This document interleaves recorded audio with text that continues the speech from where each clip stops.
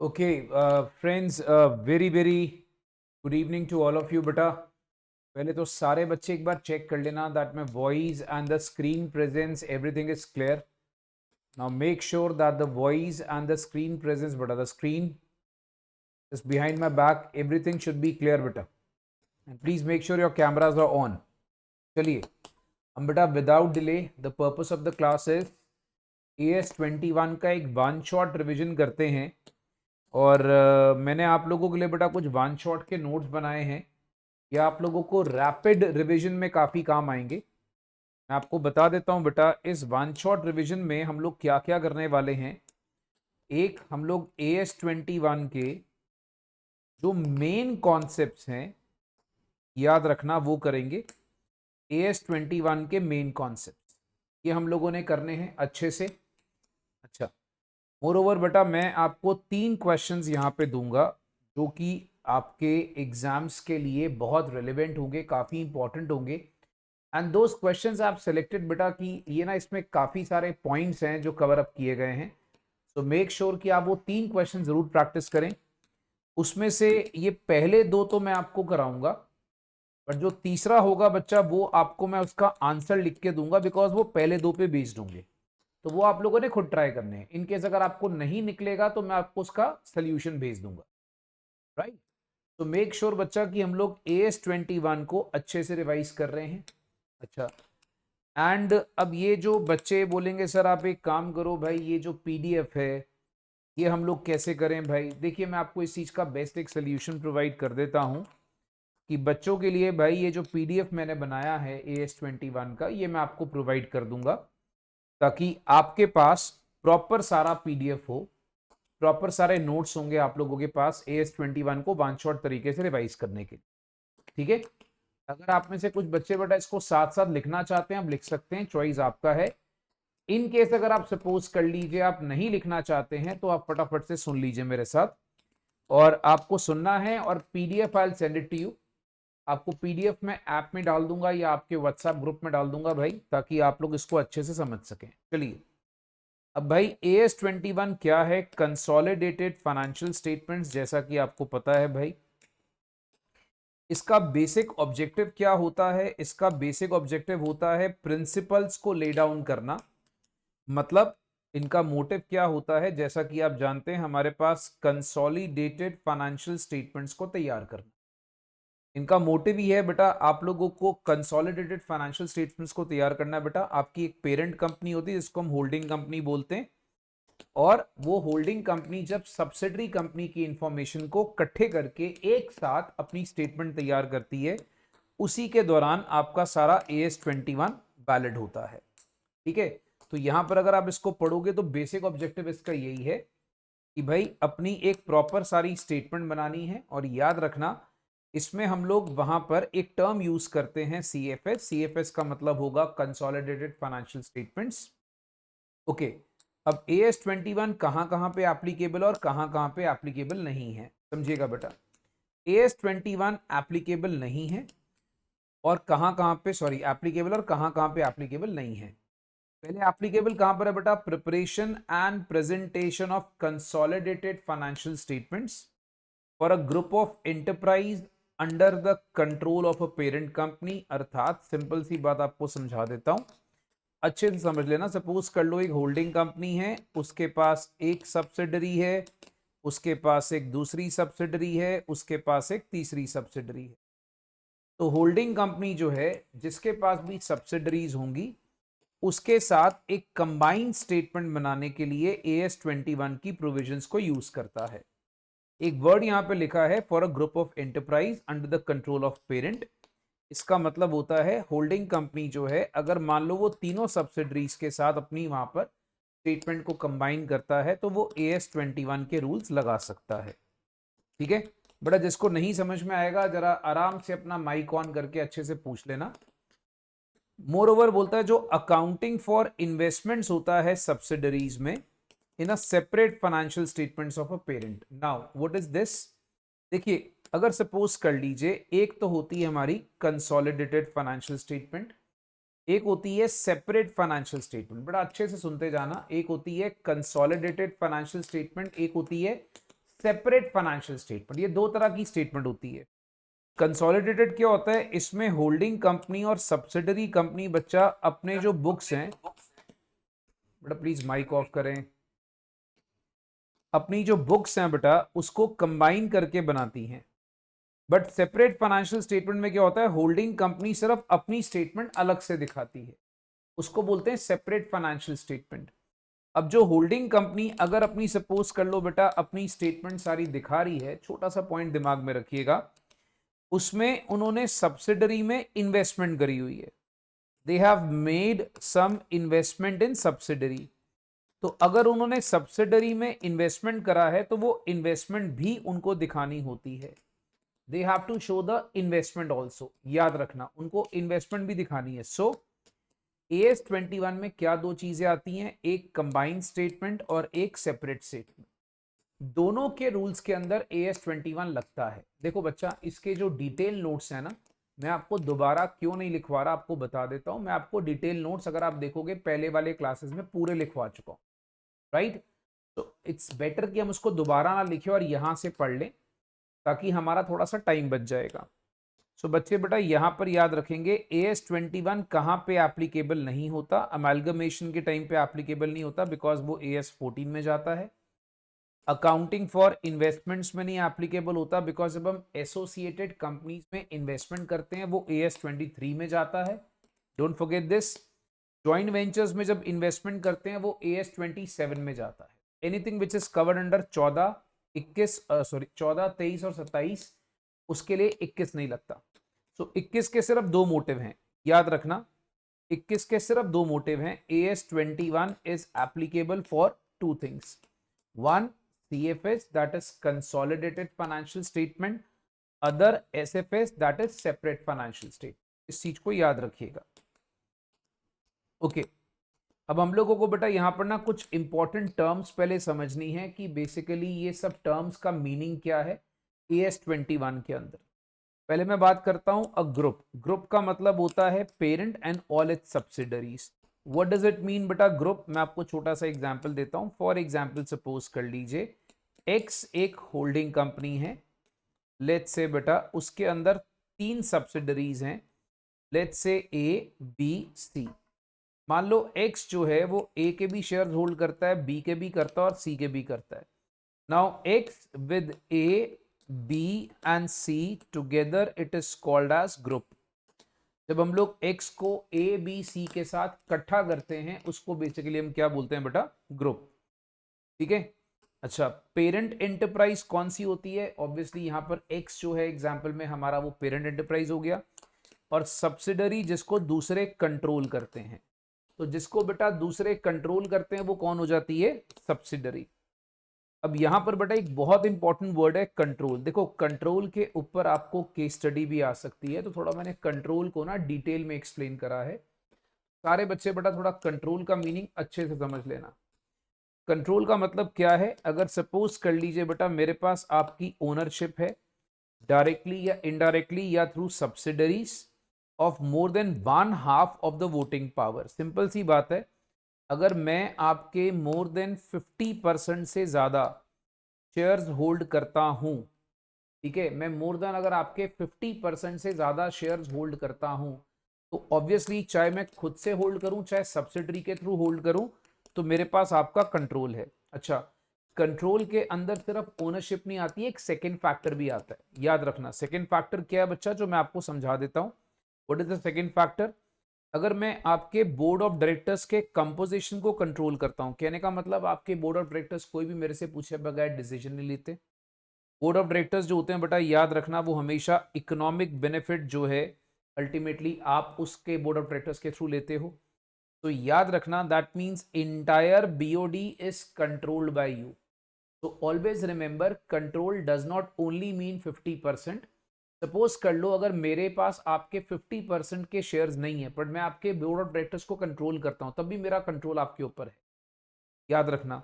तो इसमें एक वर्ड डाला हुआ है और को बेटा जब आप लिखोगे ना इसको मार्क कर लेना। और का मतलब है इन दोनों में से कोई एक फैक्टर भी आ गया तो AS 21 कंट्रोल की डेफिनेशन को डिफाइन कर देता है।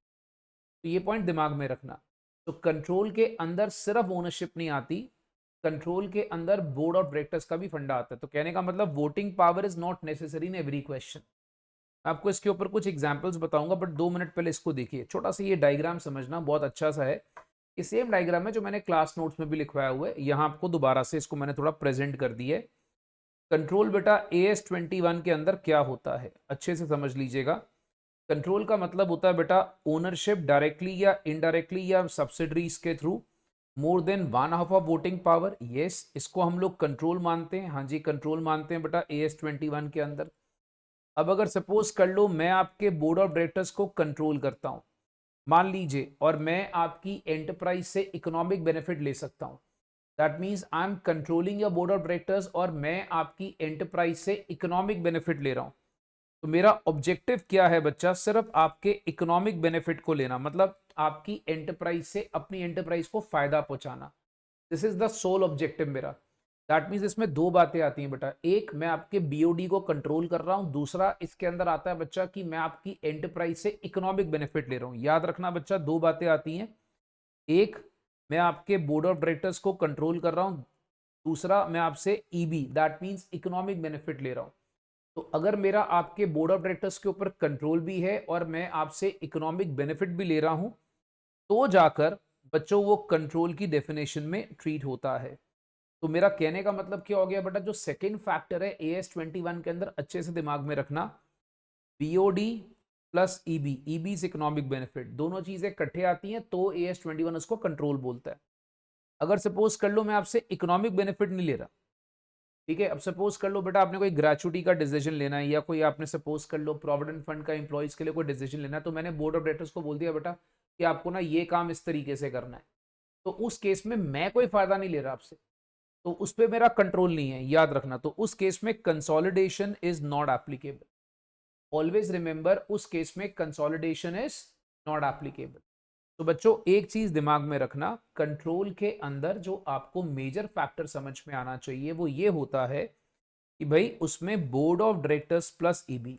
अब कंट्रोल को बेटा मैं वाइडली डिफाइन करना चाहूंगा, एक बार आखिरी बार सुन लो कि मैं कंट्रोल को इतना वाइडली क्यों डिफाइन कर रहा हूं। सबसे पहले अगर मैं आपसे कंट्रोल की बात करता हूं, तो कंट्रोल के अंदर यहां पर दो बातें आ रही हैं। एक, नंबर वन, लास्ट टाइम बोल रहा हूं, अच्छे से सुन लेना, मोर देन 50% शेयर या वोटिंग पावर, तो ये तो कंट्रोल है ही है। सेकंड में बीओडी के साथ ईबी आएगा तो कंट्रोल है।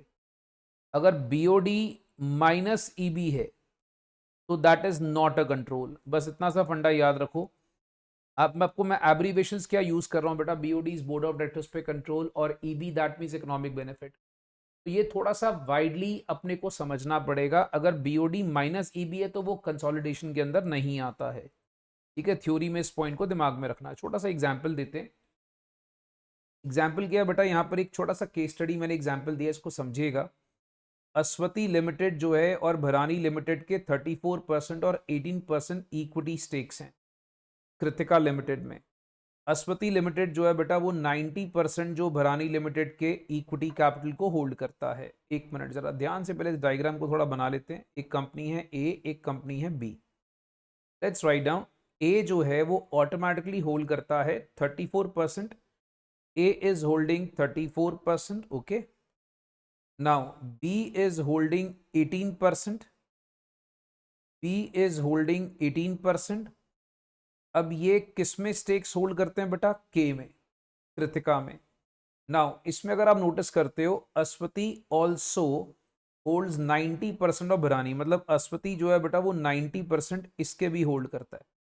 दैट मीन्स ए जो है वो होल्डिंग कंपनी हो गई, B is your subsidiary company. Notice करना भाई, ए कौन हो गया, holding company, B is your subsidiary company. Now ये तो कंफर्म हो गया। तो इन दिस केस बेटा B is control by A, that is control, ठीक है। बट अगर आप इसमें नोटिस करते हो, ध्यान से समझो, अगर आप इसको ध्यान से चेक करते हो तो अस्वती जो है बेटा वो ऑटोमेटिकली के की भी होल्डिंग हो गई। कैसे, मैं आपको बताता हूं के की होल्डिंग कैसे हो गई। अगर आप देखोगे अस्वती के 34% है, भरानी के अपने पास मतलब 18% है। 34 प्लस 18 अगर आप नोटिस करते हो that works out to be 52% shares.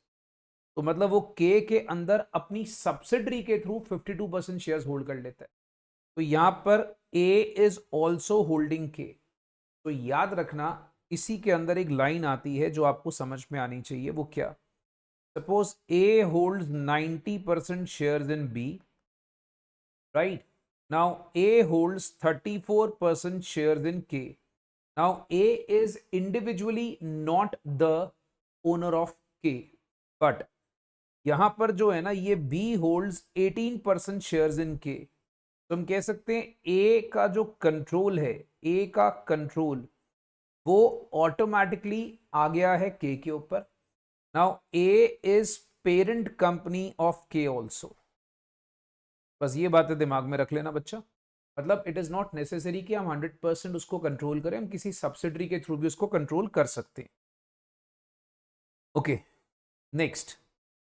Rohini limited जो है वो होल्ड करता है 51% equity in Adhirai limited. Another company Mrigashisha limited enjoys the power to appoint board of directors to the Adhirai limited. अब एक चीज नोटिस करना, रोहिणी होल्ड करती है बेटा let's say are, are hold करता है 51%. ठीक है, किसमें? अधिराय में, ए में. अब इसमें नोटिस करिए एक और कंपनी है एम. ठीक है, वो अधिराय के अल्टीमेटली बीओडी का कंट्रोल है उसका. यहाँ पे नोटिस करना. अब यहाँ पर बच्चा रोहिणी का भी कंट्रोल अधिराय के ऊपर है और इसका भी कंट्रोल है. अगर आप नोटिस करते हो, हम लोग को बस खाली एक चीज दिमाग में रखना पड़ेगा कि अगर सपोज कर लो Adhirai is a subsidiary of R, yes. Adhirai is a subsidiary of M, yes.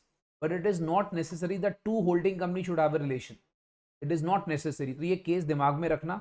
It is a very good case बेटा कंट्रोल की डेफिनेशन के अकॉर्डिंगली, कि दो होल्डिंग कंपनीज अलग अलग फॉर्म में भी एक सब्सिडरी को कंट्रोल कर सकती. अब अगर सपोज आर अपना कंसोलिडेशन कर रहा है, अपनी स्टेटमेंट्स बना रहा है, तो आर को सीएफएस जब बनाएगा तो वो ए के साथ मिलके बनाएगा. एम जो है अगर वो सीएफएस बनाएगा तो वो भी ए के साथ मिलके बनाएगा. हम लोग यहाँ पर अजम्पशन ले रहे हैं कि भैया जो ए है ना, ऑब्वियसली उससे हम इकोनॉमिक बेनिफिट भी ले रहे हैं. जो हमारा एम है is also taking some economic benefit out of A. Okay भाई, अब यहां पर क्या ये जरूरी है, ये बहुत इंपॉर्टेंट लाइन है जो मैं आपको यहाँ दोबारा बता रहा हूं, क्या ये जरूरी है कि आपके पास हर बार half of the voting power से ज्यादा होना चाहिए एंटरप्राइज को कंट्रोल करने के लिए? देखिए एक चीज मैं आपको फिर से क्लियर कर देता हूं. It is not necessary, it is not necessary, क्योंकि सीएफएस के लिए एक सिंपल सा फंडा है. अगर आप बोर्ड ऑफ डायरेक्टर्स को भी कंट्रोल करते हो तो आपके पास जरूरी नहीं है कि आपका वहां पर जो सीएफएस है आपका लाइक वहां पर उस पर कंट्रोल 51% से ऊपर होना चाहिए.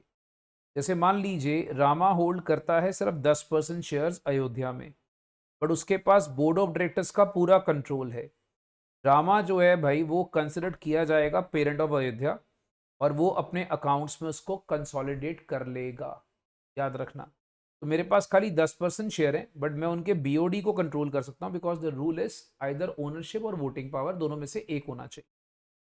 ओके पहले बेटा जो सबसे इंपॉर्टेंट थ्योरी पार्ट था वो था कंट्रोल, जो मैंने आपको समझाया था. अच्छा एक चीज मैं दोबारा से बोल रहा हूँ बेटा, मैं यहाँ पर सिर्फ अब वन शॉट में सिर्फ इंपॉर्टेंट एस्पेक्ट्स लेके चल रहा हूँ. बाकी डिटेल्स के लिए आपके पास क्लासेस हैं and I think you have class notes also. पहले मुझे बताइए जो बेसिक एस्पेक्ट है बेटा वो क्लियर है सारे बच्चों को? यहाँ पर किसी बच्चे को यहाँ तक कोई doubt? Anyone has a doubt यहाँ तक? जल्दी से बता दीजिए that everything is clear. Just raise your thumb. जो मैं समझा रहा हूँ आपको कंट्रोल की definition that should be clear. चलिए ठीक है, दैट्स ग्रेट. ठीक है बच्चा लोग, नेक्स्ट अगर मैं आपसे बात करता हूँ बेटा, हम लोग कंसोलिडेशन के ना बेसिकली क्या होता है, देखो बच्चे थ्योरी मैनेज कर लेते हैं, बच्चों को प्रॉब्लम आती है उसके सम्स करने में. तो मेरा फोकस है कंसोलिडेशन का. देखो आपको पता है आपको बड़ा वाला प्रैक्टिकल आना एक, तो वो जो बड़ा वाला प्रैक्टिकल है भाई हमने उसको कैसे मैनेज करना है वो देखना है. सबसे पहले हम जब स्टेप्स की बात करते हैं, देखो कंसोलिडेशन के किसी भी क्वेश्चन में ना 5 स्टेप्स होते हैं. 5 स्टेप्स. 5 स्टेप के बाद जो छठा होता है उसके बाद ही सीबीएस बनता है. सीबीएस का मेरा मतलब हो गया बेटा कंसोलिडेटेड बैलेंस शीट. तो 5 स्टेप्स आपको फॉलो करने हैं. इट इज़ नॉट नेसेसरी कि आपको ये ऑर्डर में फॉलो करने हैं, थोड़ा ऊपर नीचे भी काम चल सकता है, बट अगर आप ऑर्डर में करोगे तो that will be very good. सबसे पहले बेटा आपको क्या करना होता है, सामने वाली कंपनी में हमारा कितना परसेंटेज ऑफ शेयर होल्डिंग है। मतलब पहले क्या चेक करना है कि आपकी परसेंटेज ऑफ शेयर होल्डिंग कितनी है, ठीक है, और आपने कितनी इन्वेस्टमेंट करी हुई है। That means how much amount you have invested, और उसकी डेट क्या है बेटा, एक मिनट, ये डेट ऑफ इन्वेस्टमेंट है, मतलब कितनी आपने इन्वेस्टमेंट करी है और आपने कितनी वहां पर अल्टीमेटली परसेंटेज होल्ड करी हुई है। दूसरा फिर आप क्या करते हो, आप प्री और पोस्ट में उसके प्रॉफिट्स को बांटते हो। प्री का मतलब होता है जो आपने सपोज कर लो होल्डिंग के पहले के प्रॉफिट्स और होल्डिंग के बाद के प्रॉफिट्स, ऑब्वियसली, ठीक है।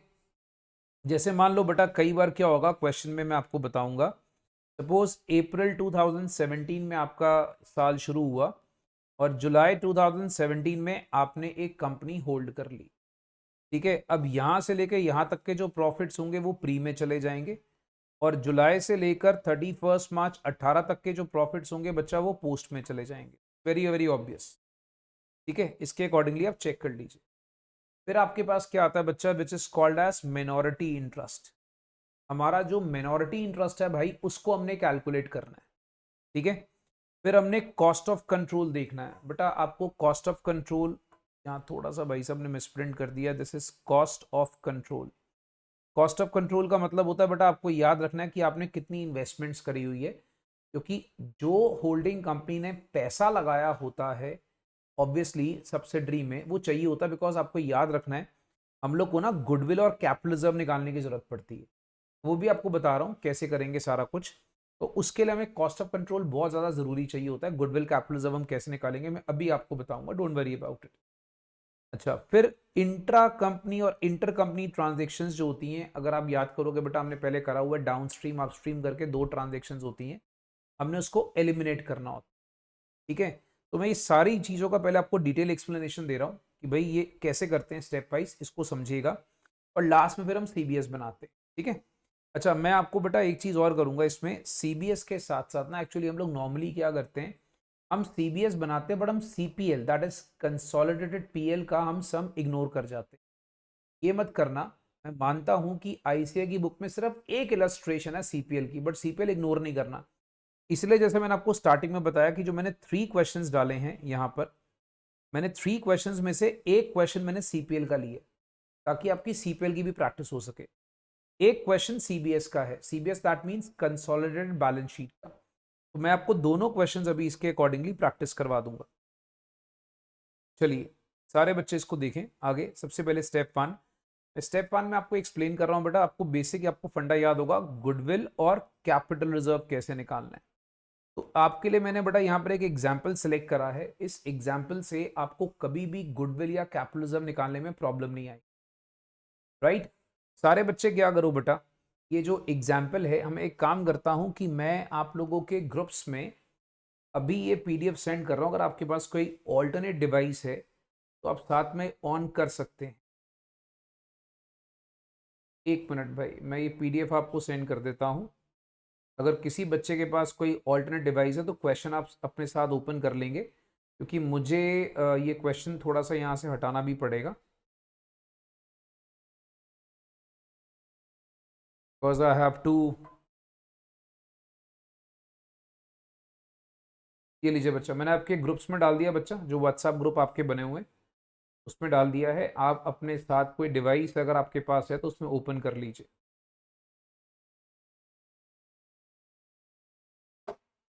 चलो,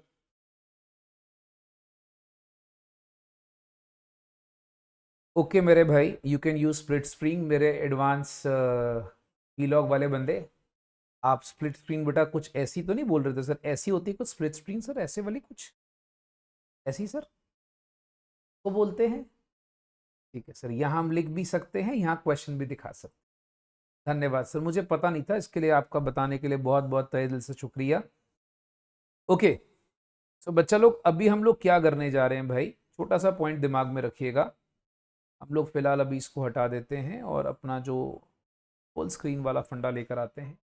ओके, सबसे पहले बेटा, पुराना वस्तु limited acquired 60% stake in Pushya limited for a consideration of 56 lakh. एक मिनट, मैंने बच्चा वहां पर क्या करा है, मैंने वहां पर 60% स्टेक जो है वहां पर एक्वायर करा है 56 लाख के अंदर, और इस डेट ऑफ एक्विजिशन पे आपको बोला है हमारी इक्विटी कैपिटल थी 50 लाख, रेवेन्यू रिजर्व था 20 लाख और पीएल में बैलेंस था 15 लाख। अब देखो बेसिकली वहां पर क्या फंडा है, अगर आप देखते हो तो मतलब मैंने आपका 60% स्टेक लिया और मैंने आपकी जो कंपनी है उसमें, अगर आप नोटिस करते हो, लेट्स से दिस कंपनी का नाम ए है, इस कंपनी का नाम बी है, और मैंने बी में अल्टीमेटली इन्वेस्टमेंट करी है 56 लाख रुपए। चेक करते जाना।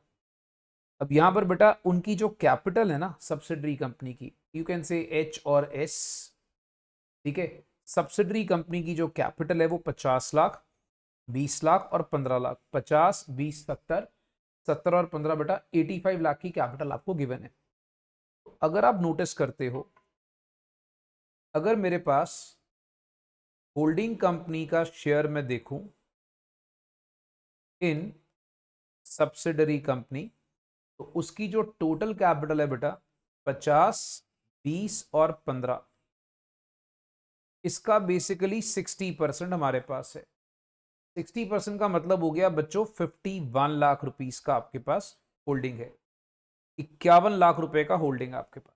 आप चेक कर सकते हो। आपको क्या करना है बेटा, आपको गुडविल या कैपिटल रिजर्व देखना है कंसोलिडेशन पे कितना आएगा। अच्छा, अगर सपोज कर लो मैं दिखाता हूं कि मेरी सब्सिडरी में इन्वेस्टमेंट है 52 लाख रुपए की, उसका क्या इंपैक्ट पड़ेगा, मतलब जैसे मान लो इन्वेस्टमेंट मैंने करी 56 लाख की, तो उसका क्या इंपैक्ट पड़ रहा है, 52 लाख की होगी तो उसका इंपैक्ट क्या पड़ेगा। अगर कंसिडरेशन जो मैंने पे करा है 60% स्टेक का वो 46 लाख है, मतलब अगर इन्वेस्टमेंट 46 लाख होगी तो क्या कंक्लूजन होगा। तो मतलब 3 केस मैंने बना दिए हैं, यहाँ पर चेक करना, यहाँ पर हमारे पास 3 केस हैं, ठीक है। अब आइए इसको पहले देखते हैं। सबसे पहले एक चीज नोटिस करना कि भाई ये जो है होल्डिंग कंपनी है, इसका पोर्शन सब्सिडरी कंपनी में अराउंड हमारे पास 51 लाख है। ये लीजिए बेटा, so there is no use of split screen because I have already given the answer, right sir. तो बेटा 51 लाख जो है हमारे पास यहाँ पर आ जाता है। अब गुडविल कैपिटल रिजर्व की मैंने जो कैलकुलेशन है बेटा, मैंने आपको 3 केसेस में डाला है। सबसे पहले आपको क्या चाहिए होता है, आपको cost of investment, that means मेरी इन्वेस्टमेंट कितने की है। देखो सिंपल सा फंडा है, 3 केस है इन्वेस्टमेंट के, 56 लाख, 52 लाख और नीचे वाला आपको दिया हुआ है 46, राइट। अच्छा, अब अगर आप देखते हो कि मैंने आपकी कंपनी के अंदर 60% स्टेक रखा, दैट मीन्स जो परचेस कंसिडरेशन है, परचेस कंसिडरेशन वो 51 लाख है। क्योंकि अगर आप इस चीज को नोटिस करोगे, जिसको हम वर्ड यूज करते हैं purchase consideration, that means 51 lakh का बेटा परचेस कंसिडरेशन है, तो चेक करते जाना। अब यहां पर पहला केस क्या है बच्चा, कि जो परचेस कंसिडरेशन है, वो जो अमाउंट है परचेस कंसिडरेशन का, वो अमाउंट कम है, और जो हमारी कॉस्ट ऑफ इन्वेस्टमेंट है, कॉस्ट ऑफ इन्वेस्टमेंट वो ज्यादा है। ये सिचुएशन है, ये आपको लिखना पड़ेगा थोड़ा सा, कि कॉस्ट ऑफ इन्वेस्टमेंट ज्यादा है, परचेस कंसिडरेशन कम है, that means we are paying 5 lakh extra. तो उस 5 लाख को हम लोग क्या मानते हैं बेटा, goodwill. Now if you check it out, suppose कर लो बेटा यहां पर भी आप देखोगे मेरी इन्वेस्टमेंट की कॉस्ट ज्यादा है, 51 लाख मेरी परचेज कंसिडरेशन है, 1 लाख में एक्स्ट्रा पे कर रहा हूं, वो क्या आ गया, गुडविल। बट अगर आप अगला केस नोटिस करते हो, 46 लाख मेरा जो है वो अल्टीमेटली क्या है बच्चों, इन्वेस्टमेंट। इन्वेस्टमेंट की अमाउंट कम है, तो cost of investment is less and purchase consideration is more, so 5 lakh का जो डिफरेंस आता है that is called as capital reserve, right. चलो पहले बेटा सारे बच्चे मुझे बताओ, ये जो स्टेप 1 मैंने बताया आपको, इस स्टेप 1 के अंदर मैंने आपको बता दिया बेटा हम लोग कंसोलिडेशन के अंदर गुडविल कैपिटल रिजर्व कैसे निकालते हैं। I hope the step 1 is clear to everyone. अपने बड़ा थम्स अप करते जाना कि भैया स्टेप 1 आपको क्लियर होना चाहिए। अब स्टेप 2 जो है बच्चों, एक चीज दिमाग में रखना कि भाई जो सब्सिडरी कंपनी का प्रॉफिट लॉस होता है ना, उसके अंदर 2 बातें होती हैं, एक होता है प्री का प्रॉफिट और एक होता है पोस्ट का प्रॉफिट। आपको सिंपल ट्रीटमेंट करना है कि जितने भी प्री एक्विजिशन के प्रॉफिट होते हैं उसको आपने कैपिटल प्रॉफिट मान लेना है, और गुडविल और कैपिटल रिजर्व निकालने के टाइम पे उसको डिडक्ट करना होता है। अगर आप देखोगे ये सेम नोट्स मैंने डिटेल वाली क्लासेस में आपको दिए हुए हैं, और जो पोस्ट वाले प्रॉफिट्स होते हैं उसको हम लोग क्या करते हैं बेटा, होल्डिंग कंपनी के शेयर में ऐड कर लेते हैं, क्योंकि ऑब्वियसली बेटा जो इसमें होल्डिंग कंपनी का शेयर आएगा पोस्ट वाले प्रॉफिट्स में से, उसमें उसको ऐड कर दिया जाएगा। बिकॉज जब आप बैलेंस शीट बनाओगे, सीबीएस बनाओगे जिसको हम कहते हैं, तो सीबीएस में ये अपना डिपेक्ट होगा पोस्ट वाला। और जो प्री वाला है बेटा, याद रखना प्री वाला जो होता है वो खाली गुडविल और कैपिटलिज्म निकालने के टाइम पे एडजस्ट करेंगे, ठीक है। अच्छा, फिर हमारे पास अगला कॉन्सेप्ट आता है minority interest. Minority interest basically क्या है बेटा, सिंपल सी बात करें कि माइनॉरिटी इंटरेस्ट एक ऐसा पार्ट होता है नेट रिजल्ट्स ऑफ ऑपरेशन का या सब्सिडरी का जो बेसिकली हमारे पास नहीं है। सिंपल सी बात करें बेटा, जो हमारे पास नहीं है। अब मेरा कहने का मतलब बेटा जो हमारे पास नहीं है मतलब फॉर एग्जाम्पल सपोज कर लो बेटा एक कंपनी है ए ने 60% स्टेक एक्वायर करा एम में, राइट। कंसिडरेशन रखी 50 लाख की, और उस दिन जो एक्विजिशन के टाइम पे उनकी कैपिटल थी 40 लाख, रिजर्व था 25 लाख, पीएल का बैलेंस था 10 लाख। अब अल्टीमेटली बेटा इन्होंने क्या करा है, इन्होंने एक पोस्ट टैक्स प्रॉफिट अर्न करा है। याद रखना बेटा पोस्ट टैक्स प्रॉफिट जो है, यहां पर थोड़ा सा मिसप्रिंट है बेटा, लिख लेना 12 लाख रुपए। मैं आप लोगों को बता देता हूं दोस्तों, यहाँ थोड़ा सा मिसप्रिंट, अभी कॉपी पे लिख लो इस एग्जाम्पल के ऊपर कि भैया ये 12 लाख रुपए का आपके पास यहाँ फिगर है। अब मुझे मिनॉरिटी इंटरेस्ट निकालना है। अब देखो बहुत सिंपल सी बात है, अगर मैं नोटिस करता हूँ ये जो प्रॉफिट है 12 लाख का, तो 12 लाख में जो 40% होगा बेटा ये मिनॉरिटी का होगा, बिकॉज ये हमारा नहीं होगा, हमारा शेयर कितना है 60%। मोर ओवर जो उनके नेट एसेट्स है, नेट एसेट कौन से है बेटा, 40 लाख के, 25 लाख के, और पीएल का बैलेंस है 10 लाख का। तो इसका जो टोटल होगा 40% मतलब दैट इज 30 लाख, वो भी हमारा नहीं होगा, वो भी किसका होगा, मिनॉरिटी। तो stake which is not taken over by holding company is called minority interest. तो ये भी आपको हर सब में कैलकुलेशन में निकालना पड़ता है। तो मिनॉरिटी इंटरेस्ट जो हमने डिस्क्लोज करना है बेटा वो कितना आ गया, 34.8 लाख, याद रख लीजिएगा। फिर आपके पास फंडा क्या आता है बच्चा, मैं बेटा स्टेप 4 नहीं एक्सप्लेन करा बिकॉज स्टेप 4 ऊपर ऑलरेडी कवर हो गया, that is cost of investment जो हमने यहाँ पर देखा था। अच्छा, अब मैं आपको लेकर आ रहा हूं वेरी इंपॉर्टेंट पॉइंट कि भैया जो आपस में ग्रुप की ट्रांजैक्शंस होती है, इंटर ग्रुप या इंट्रा ग्रुप ट्रांजैक्शन, उसका हम लोग ट्रीटमेंट कैसे करते हैं। देखो इसमें क्या होता है बेटा, सबसे पहली बात जो भी आपस में ट्रांजैक्शंस होंगी, इंट्रा ग्रुप बैलेंसेस और इंट्रा ग्रुप ट्रांजैक्शंस होती हैं। सपोज कर लो आपने आपस में कोई सेल करी, कोई खर्चे करे, कोई डिविडेंड करा, उसको आपने माइनस कर देना, उसको हटा देना। जब भी आप सीबीएस बनाओगे कोई भी आपने इंट्रा ग्रुप ट्रांजैक्शन नहीं रखनी है। सपोज कर लो A sold goods to B, आपको दोनों को अंदर डेटर और क्रेडिटर में से एडजस्ट करना पड़ेगा। खर्चे हैं, डिविडेंड है, सब चीजें आपको एलिमिनेट करनी है। जो उनके अंदर अनरियलाइज प्रॉफिट होंगे बच्चा, याद रखना उसको भी आपको एलिमिनेट करना पड़ेगा। अगर मान लो कोई अनरियलाइज प्रॉफिट आपकी इन्वेंट्री में, आपके फिक्स्ड एसेट के अंदर किसी भी तरीके का आपके पास प्रॉफिट है, उसको भी एलिमिनेट करना है। याद रखना we have to eliminate this. Unrealise losses जो होंगे ना बेटा, याद रखना वो भी एसेट की कैरिंग अमाउंट से एलिमिनेट करने पड़ेंगे। सपोज कर लो बेटा सर अनरियलाइज लॉसेस क्या होते हैं, मैं आपको छोटा सा एक पॉइंट बता देता हूं। फॉर एग्जाम्पल ए ने बी को कोई फिक्स एसेट बेचा, ठीक है, और ए होल्डिंग कंपनी है, बी सब्सिडरी कंपनी, और अल्टीमेटली बेटा फिक्स एसेट लॉस पे बेचा, कुछ लॉस पे बेचा उसने। तो ऑब्वियसली ये जो लॉस है ना बच्चा, तो ये भी हमें एडजस्ट करना पड़ेगा। तो मेरा कहने का मतलब ये हो गया कि हम लोग सिर्फ एक चीज लोग के बैठे होते हैं कि only unrealised profits are to be adjusted from intra group transaction. No, मैं आपको ये बात साफ बता रहा हूं बेटा, अगर सपोज कर लो कोई अनरियलाइज लॉसेस भी हो जाते हैं ना, तब भी वहां पर हम लोग को उसको एडजस्ट करना होता है। कैरिंग अमाउंट से उसको कम कर देते हैं, लॉसेस को बेसिकली क्या करते हैं बेटा, कैरिंग अमाउंट से माइनस कर देते हैं।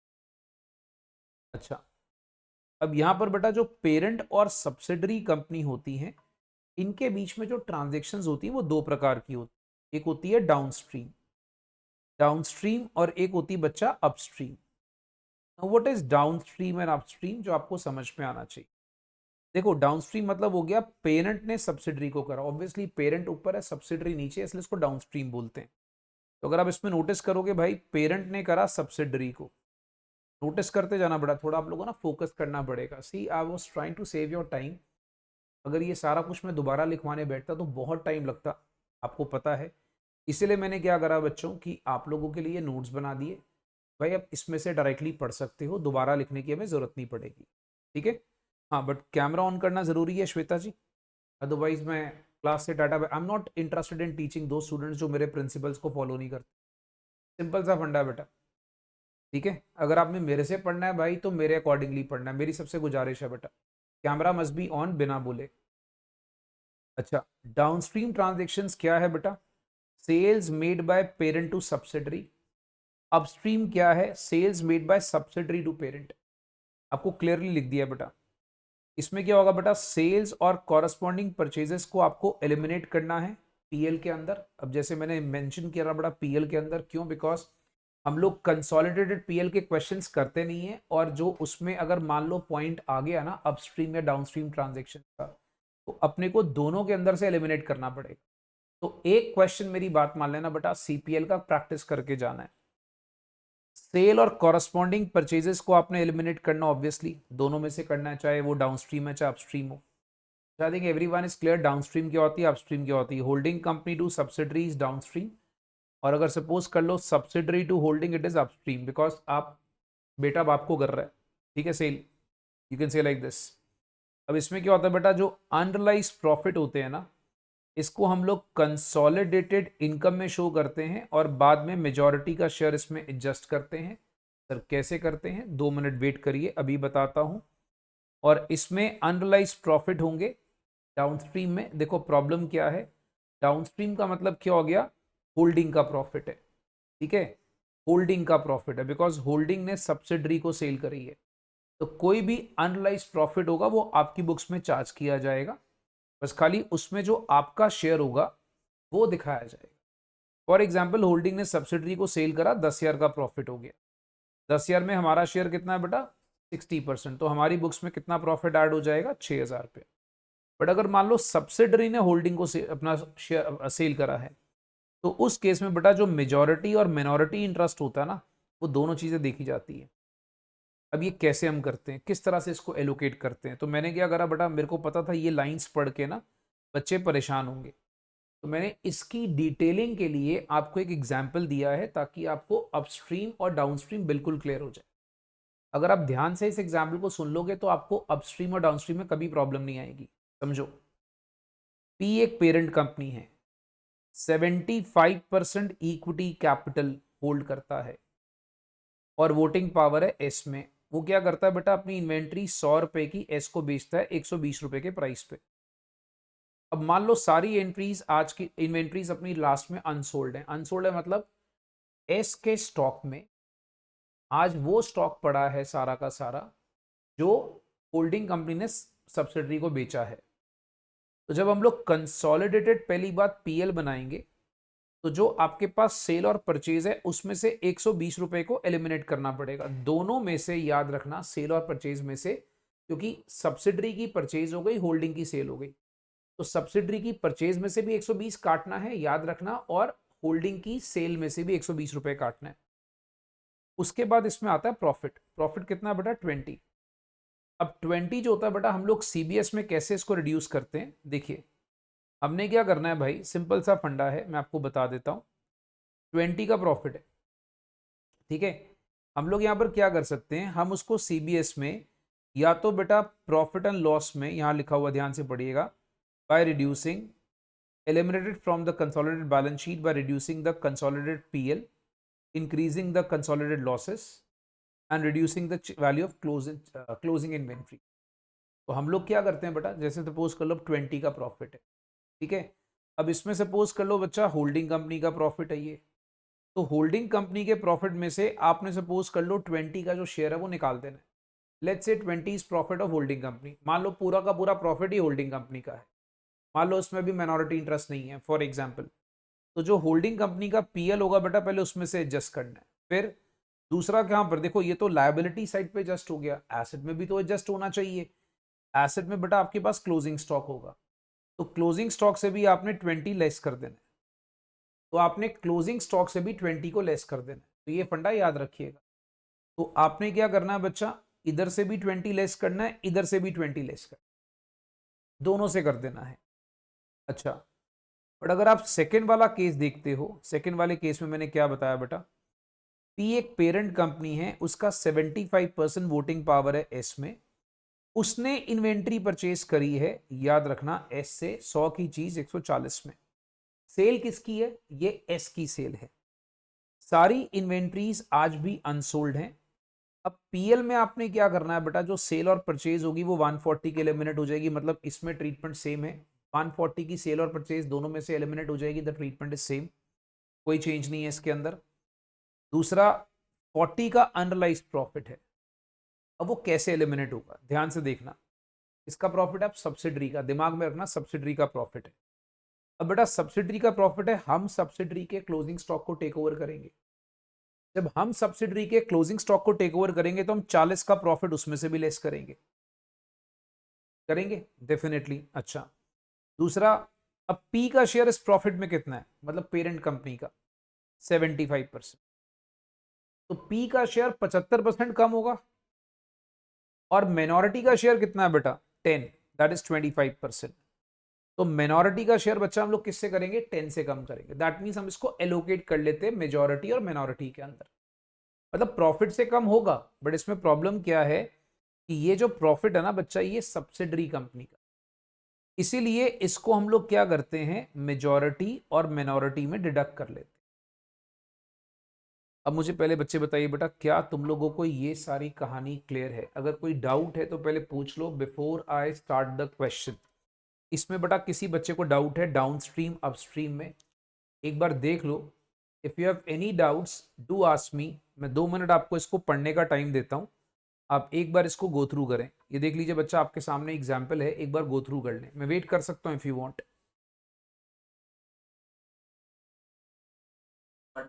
हाँ जी मेरे भाई, मैं आपको एक काम करता हूँ, लिख के बता देता हूँ। मेरे भाई सपोज कर लो 140 की सेल करी थी, 100 की कॉस्ट प्राइस थी, 40 का सब्सिडरी कंपनी को प्रॉफिट हो गया। यहां तक क्लियर है? ठीक है। अब उसने क्या करा बेटा, इसमें दो पोजीशन अपने पास।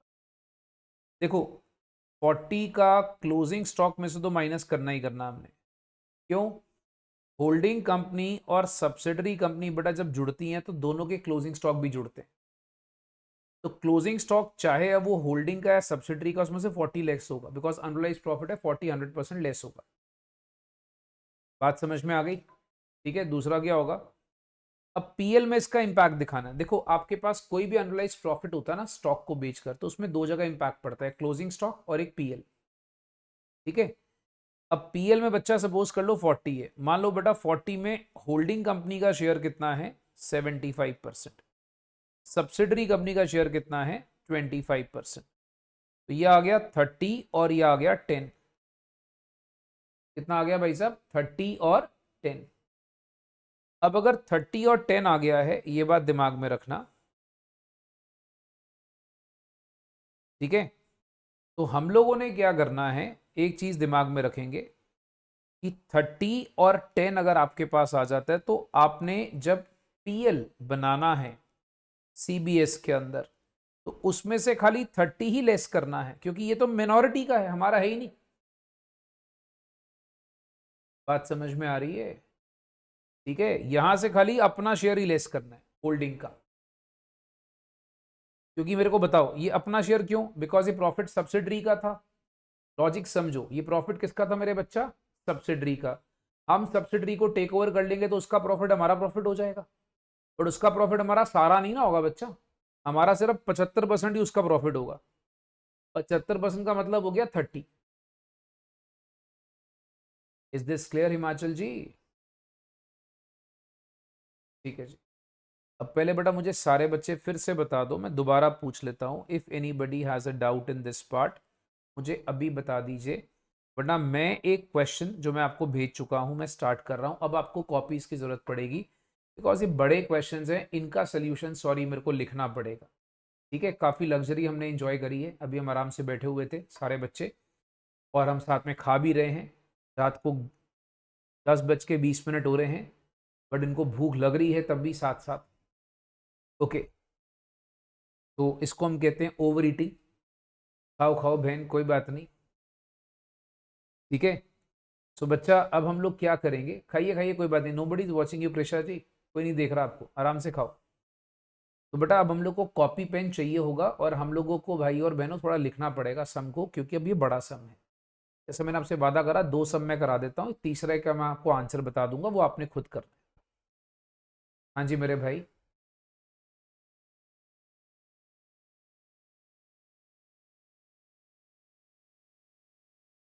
मैं अभी बता रहा हूँ बच्चा, क्योंकि जो कॉस्ट प्राइस और सेल प्राइस गिवन होता है उसका डिफरेंस में से ही आपको पता है माइनस होगा, अपना प्रॉफिट निकलेगा। और मेरे भाई अगर आपने ऊपर क्वेश्चन चेक करा तो मैंने उसमें दोनों बातें बोली हुई हैं। मैंने यहाँ पर बोला है कॉस्ट प्राइस भी गिवन है और सेल प्राइस भी गिवन है, तो जब हमने एडजस्ट करना है तो अपने 120 को करना है। आप सीपीएल में बात कर रहे हैं तो पीएल के बैलेंस में तो 20 जाएगा ढक्कन, पीएल के बैलेंस में थोड़ी कॉस्ट प्राइस सेलिंग प्राइस का कुछ जाएगा है। आप सीपीएल की बात कर रहे हैं ना, सीपीएल, सीपीएल में 120 जाएगा बेटा, क्योंकि अगर सपोज मैंने आपको 120 का बेचा तो आपकी परचेज 120 की है, आपके लिए तो 120 कॉस्ट प्राइस ही है ना बच्चा, तो माइनस बच्चा 120 होगा। तो मैंने क्लियर लिखा है, ये देखिए यहां भी मैंने आपको बिल्कुल क्लियर लिख के दी है, sale and corresponding purchase should be eliminated. अब यहां पर मैंने फिर नीचे एग्जाम्पल में लिख के दिया है कि भैया जो सेलिंग प्राइस है वो 120 है, तो 120 विल बी एलिमिनेटेड, यहां पर 140 विल बी एलिमिनेटेड, क्योंकि एक बंदे की परचेज दूसरे की सेल है। तो मेरा कहने का मतलब ये हो गया भैया कि जो एक बंदे की परचेज दूसरे की सेल है, दैट मीन्स होगा तो बच्चा वही ना, अगर मैं आपको सेल कर रहा हूं मेरा सेलिंग प्राइस है, बट सामने वाले का तो बड़ा कॉस्ट प्राइस है ना, सिंपल सी बात है। हाँ जी, तो होगा वो 120 ही। हाँ जी,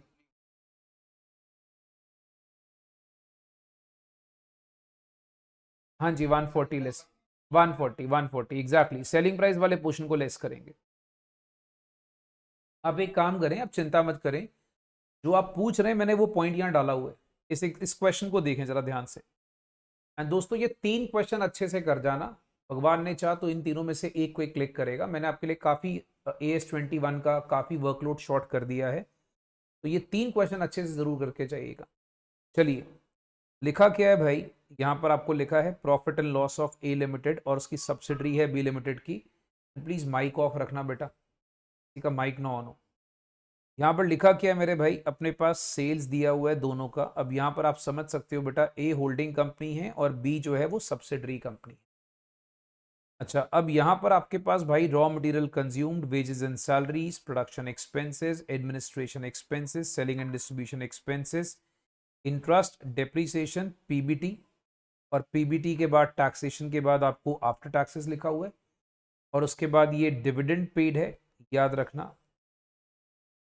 ऑब्वियसली बच्चा हमारे पास डिविडेंड पेड है और हमारे पास बाकी प्रॉफिट का बैलेंस आ गया। अब जैसे हमारे बच्चे पूछ रहे हैं सर डाउनस्ट्रीम अपस्ट्रीम के अंदर, ए ने गुड्स बेचे बी को 180 लाख के at a cost plus 25%। Now it's understandable बेटा, ये कौन सी ट्रांजेक्शन है, ये डाउनस्ट्रीम है। क्यों? होल्डिंग कंपनी ने सब्सिडरी को बेचे, नीचे वाले को बेचे, दैट मीन्स वो डाउनस्ट्रीम ट्रांजेक्शन है। और लिखा हुआ है 1/6 of the goods are still in inventory, मतलब जो बी की इन्वेंट्री है ना उसमें 1/6 गुड्स अभी भी पड़ा हुआ है, अनसोल्ड है। और याद रखना अनरियलाइज्ड प्रॉफिट हमें इसी 1/6 पे चाहिए होता है, सारे पे नहीं चाहिए होता। अच्छा, अब यहां लिखा हुआ है administration expense of B include 8 lakh paid to A S consultancy services, मतलब ये हो गया इंटर ट्रांजेक्शन हो गई कुछ खर्चों की, मतलब बी ने ए को पे करा कोई कंसल्टेंसी चार्जेस, ठीक है। Selling distribution includes of A include 15 to pay to B S commission, तो मतलब ये भी आपस में बेटा कमीशन के खर्चे हो गए आपस में।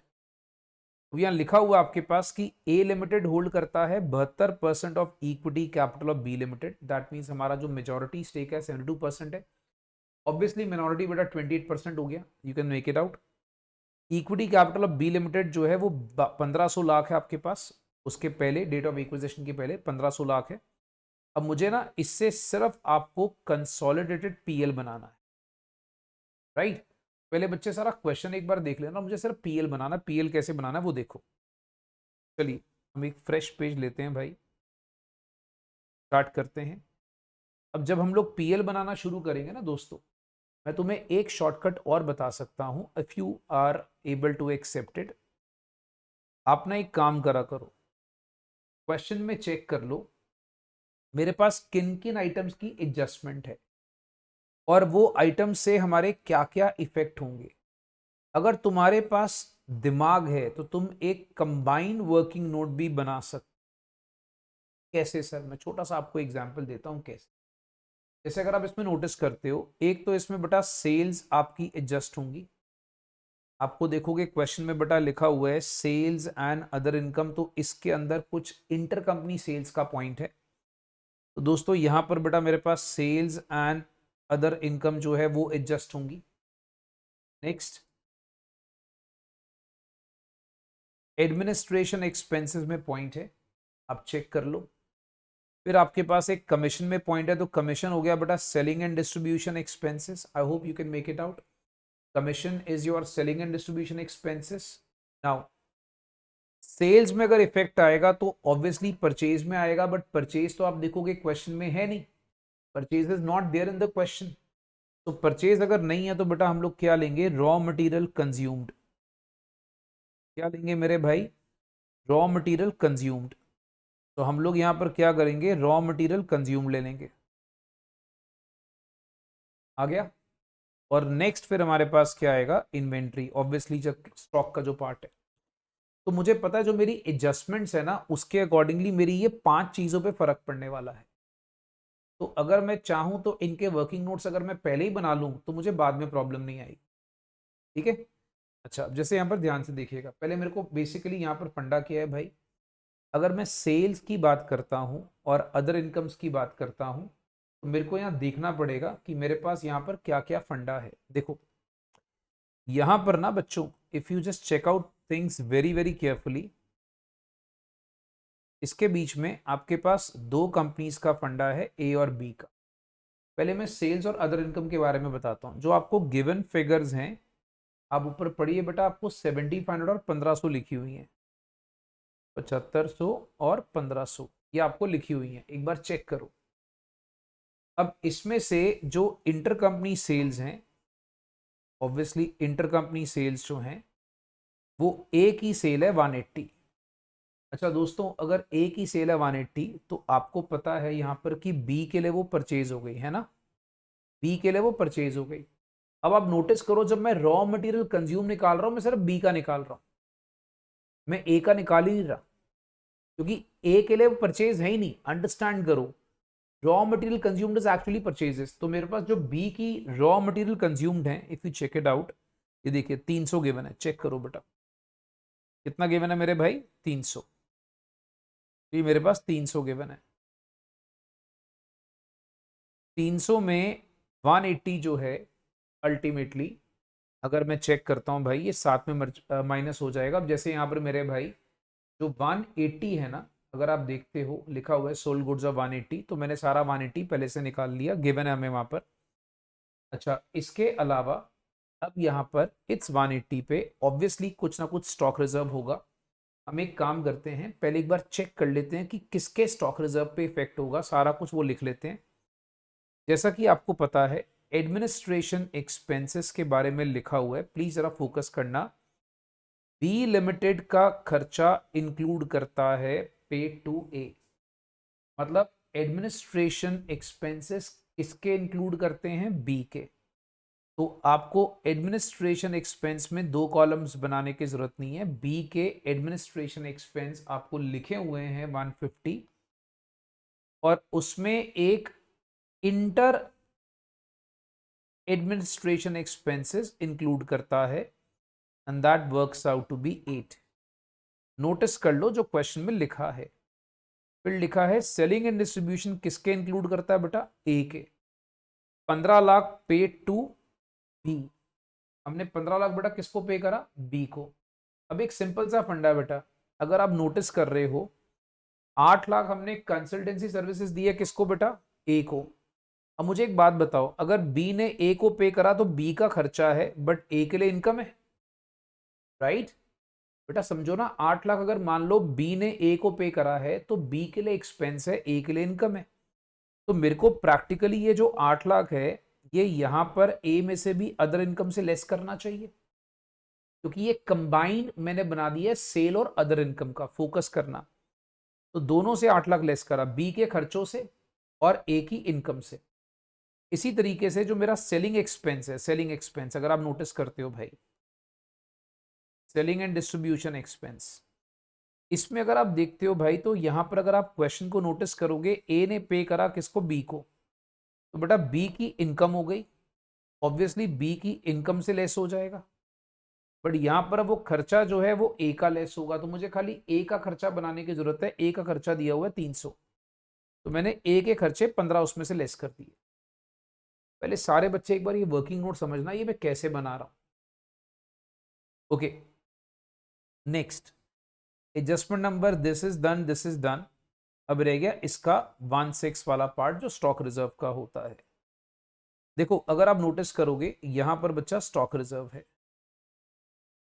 Now I think everyone can know and very well estimate कि जो इन्वेंट्री है ना वो बी का जो स्टॉक होगा उसमें उसमें प्रॉफिट होगा, क्योंकि ए ने बी को बेचा है तो बी के स्टॉक में प्रॉफिट होगा। तो आप एक काम करो, क्वेश्चन में देखो कि बी का जो स्टॉक है वो कितना गिवन है, बी की इन्वेंट्री कितनी लिखी हुई है। अगर आप ध्यान से चेक करते हो तो बी की इन्वेंट्री आपको लिखी हुई है 300, राइट, 300 बी की इन्वेंट्री लिखी हुई है। अब इसमें स्टॉक रिजर्व का पोर्शन माइनस हो जाए। नाउ स्टॉक रिजर्व के साथ थोड़ा सा केयरफुल रहना कि भैया स्टॉक रिजर्व जो है वो बी के अंदर आएगा, स्टॉक के अंदर मैंने इसको माइनस करना है। स्टॉक रिजर्व निकालना कैसे है, देखिए एक सिंपल सा फंडा आपको मैं यहां पर बता देता हूं। ये रफ कैलकुलेशन है। 180 का स्टॉक था, उसमें लिखा हुआ है कि जो profit is cost plus 25%। That means अगर हम रफ में चेक करें तो 1/4 of cost, that is equals to 1/5 of selling price.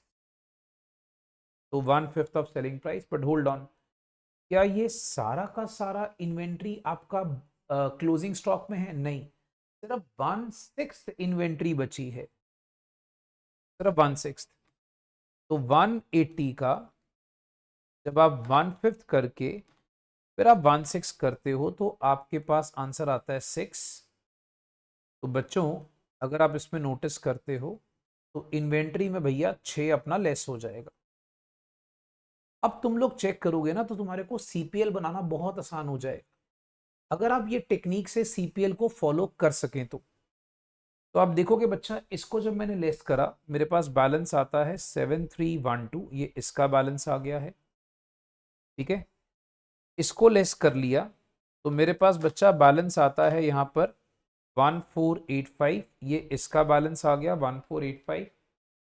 इसका बैलेंस आता है 142, इसका बैलेंस आता है बच्चा मेरे पास 285, इसका बैलेंस आता है 120 और इसका बैलेंस आता है 294। अब मैं इनको यूज करके ना सीपीएल बना सकता हूं। ओके, पहले एक minute before I proceed further, क्या ये जो मैंने एक जॉइंट वर्किंग नोट बना दिया है क्या ये सारे बच्चों को क्लियर है? पहले बच्चे बड़ा इस पर थम्स अप कर देना, अगर कोई डाउट है तो मुझे बता देना। मैंने ए क्यों लिखा, स्टॉक रिजर्व दोबारा बता दूं? ठीक है मेरे भाई, बहुत सिंपल सी बात है स्टॉक रिजर्व को लेकर। देखो 180 का स्टॉक है जो ए ने बी को बेचा है, उसमें ना प्रॉफिट लिखा हुआ है 1/4 ऑफ सीपी। एक बार क्वेश्चन आपको पढ़ा दूं, ये देखिए क्या लिखा है मेरे भाई, 1/4 25% कॉस्ट प्लस, दैट मीन्स 1/4। तो 1/4 बच्चा आपको लिखा हुआ है, तो 1/5 हो गया एसपी का, तो ये 1/5 आ गया। तो ये पहले बच्चा आपका आ गया प्रॉफिट। बट ये सारा प्रॉफिट हमारा नहीं ना बेटा, क्लोजिंग स्टॉक के अंदर सिर्फ अनसोल्ड वाला पोर्शन इंक्लूड होता है। तो अनसोल्ड आज कितना बचा है, 1/6। लाइन पढ़ो, 1/6 आज भी वो इन्वेंट्री के पार्ट के अंदर है, 1/6 आज भी वो इन्वेंट्री के पार्ट के अंदर है बच्चा। तो याद रखना, इसीलिए मैंने यहां पर 6 का स्टॉक रिजर्व निकाला है। हाँ जी बेटा, भंडारी साहब क्लियर हो गया ये आपको? Yes sir. हाँ जी, मैं बेटा सीपीएल बनाने जा रहा हूं, इसमें बाकी जो छोटे मोटे हैं वो तो चलो मैं एज इट इज ही प्लस कर लूंगा, उसमें टेंशन नहीं आएगी। जो छोटे मोटे खर्चे होंगे, मेरा जो मेन वर्किंग नोट है वो ये है। अब मैं यहां पर भाई लेकर आ रहा हूं सीपीएल को। सर हाँ जी बोलो मेरे भाई। सर हाँ जी। अच्छा सर, जिसके ए ने जब, बेटा आपने पहले कुछ पढ़ाई करी है मेरे भाई? नहीं, फाउंडेशन में कभी कुछ पढ़ाई करी है बच्चा? अच्छा सर, अगर ए ने बेटा बी को गुड्स बेचे तो बी के स्टॉक के अंदर प्रॉफिट वो होगा जो अनरिलाइज्ड होगा कि ए के स्टॉक में होगा? थोड़ा दिमाग लगाइए सर, आप अभी इंटर कर रहे हैं और आप इंटर के लास्ट स्टेजेस पर हैं, थोड़ा दिमाग लगाइए जब आप ये सवाल कर रहे हैं मेरे भाई। तो आप मुझे बताइए बेटा, ए ने बी को बेचा स्टॉक, तो अनरिलाइज्ड प्रॉफिट क्या होता है? हमने अमेलगमेशन में भी ये चीज करी हुई है बच्चा, हमने अमेलगमेशन के अंदर भी ये कॉन्सेप्ट करा है। तो जिसके स्टॉक में गया, बी के स्टॉक में ही प्रॉफिट का पार्ट इंक्लूड होगा। ठीक है, ओके जी। काइंडली बेटा थोड़ा कॉन्सेंट्रेट करें, आप सीपीएल बना रहे हैं बच्चा। चलिए, अब ये ऑब्वियसली हमारे पास पहले आ जाएगा सेल्स एंड अदर इनकम। अब मैंने क्या करना है भाई, ये देखो, ये तो सिंपल है, 7312 और 1485 को जोड़ देना है। ये मैंने ऊपर निकाला है, 7312 और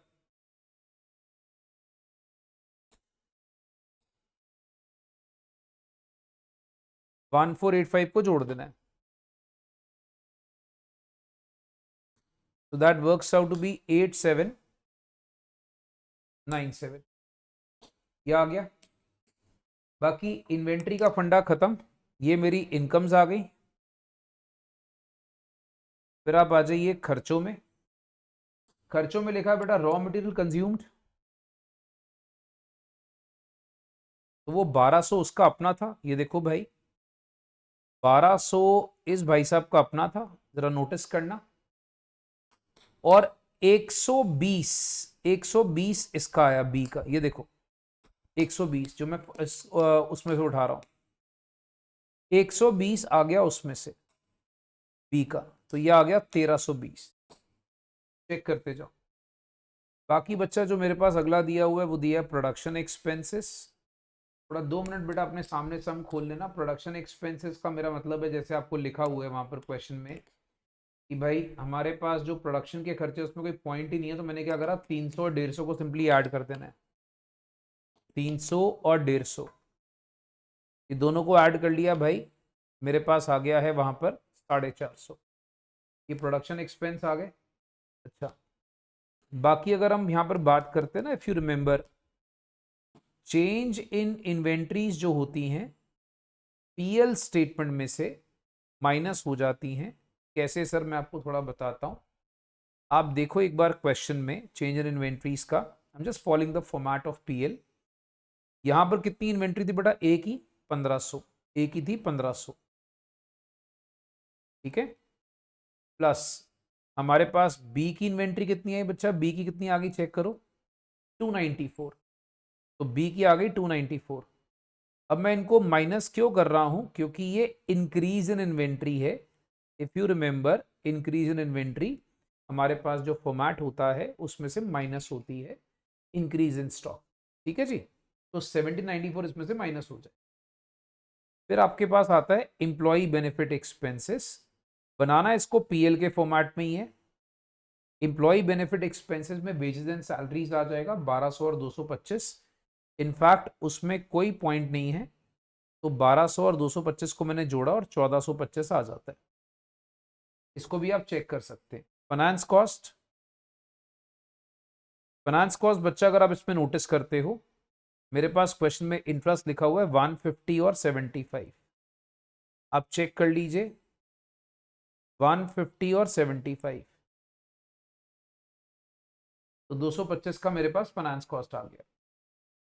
फिर आपको लिखा हुआ है डेप्रीसिएशन, डेप्रीसिएशन भी आपको 150 और 75 लिखा हुआ, बेटा उसमें कोई पॉइंट नहीं है, जस्ट फॉलो द फॉर्मेट। ये कितना आ गया, 225, दैट्स इट। बाकी आपको दिया हुआ बच्चा हमारे पास और कुछ खास है नहीं। अब देखो जो छोटे छोटे खर्चे हैं ना, एक टर्म आती थी other expenses, I hope you remember the format, CPC EFDO, बेटा फाइनेंशियल स्टेटमेंट ऑफ कंपनीज। ठीक है, मैं उसी को फॉलो कर रहा हूँ। अब अदर एक्सपेंस में मैंने क्या करना है मैं आपको बताता हूँ। अदर एक्सपेंस में छोटे छोटे खर्चे, जैसे आप देखोगे एडमिनिस्ट्रेशन एक्सपेंस है, मैंने 300 और 142 जोड़ लिए। सर कैसे जोड़े, मैं आपको ये भी बता देता हूँ। ये देखिए, एडमिनिस्ट्रेशन एक्सपेंस बी का है 142 और ए का 300 गिवन है। मैं आपको क्वेश्चन से एक बार दिखा देता हूँ बेटा। एडमिनिस्ट्रेशन एक्सपेंस ए का 300 और बी का बच्चा 142 है। अब इसमें चेक कर लीजिए। ठीक है, तो ये आ गया 442, इसको मैं भी इनर कॉलम में लिख रहा हूँ। सेलिंग एंड डिस्ट्रीब्यूशन एक्सपेंसेस, ए का बच्चा आपके पास आ रहा है 285 और उसका आ रहा है 75। सर आपने ये क्या करा बेटा, देखो हमने यहाँ पर जो 285 है तो भी निकाला है, ये चेक करो ए का, और बी का आपको selling and distribution expense given है, उसको कंबाइन कर दिया बस। तो बच्चा ये हमारे पास जो टोटल आता है, this works out to be 360। तो जो मेरे अदर एक्सपेंसेस हैं 442 plus 360, that works out to B,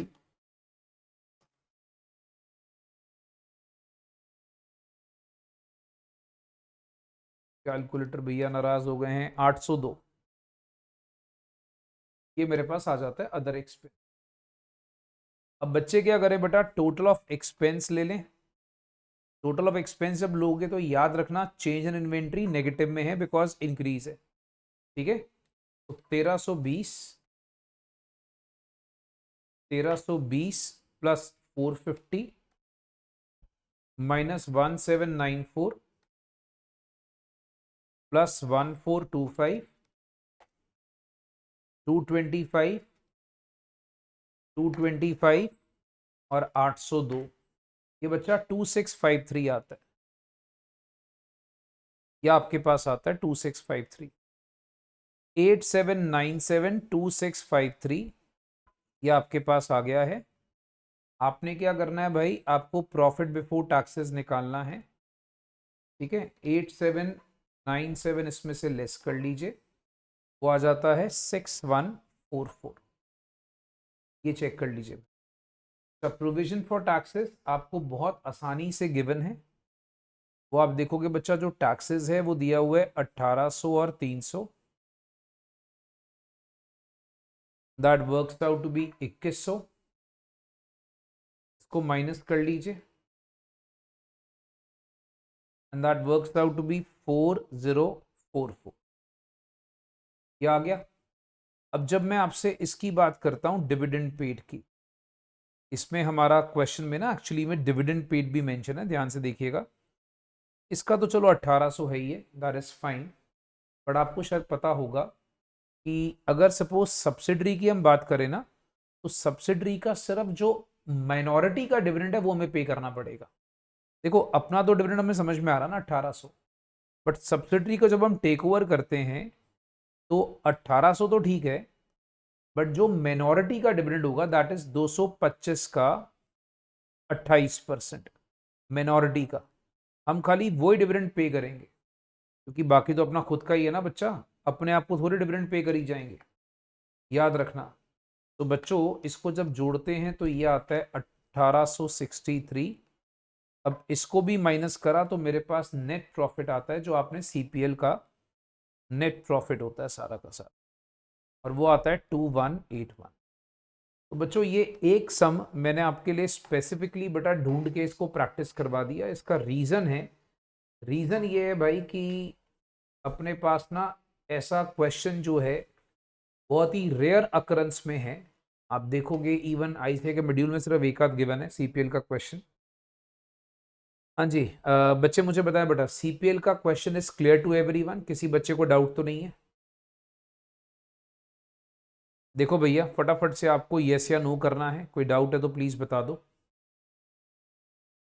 ठीक है,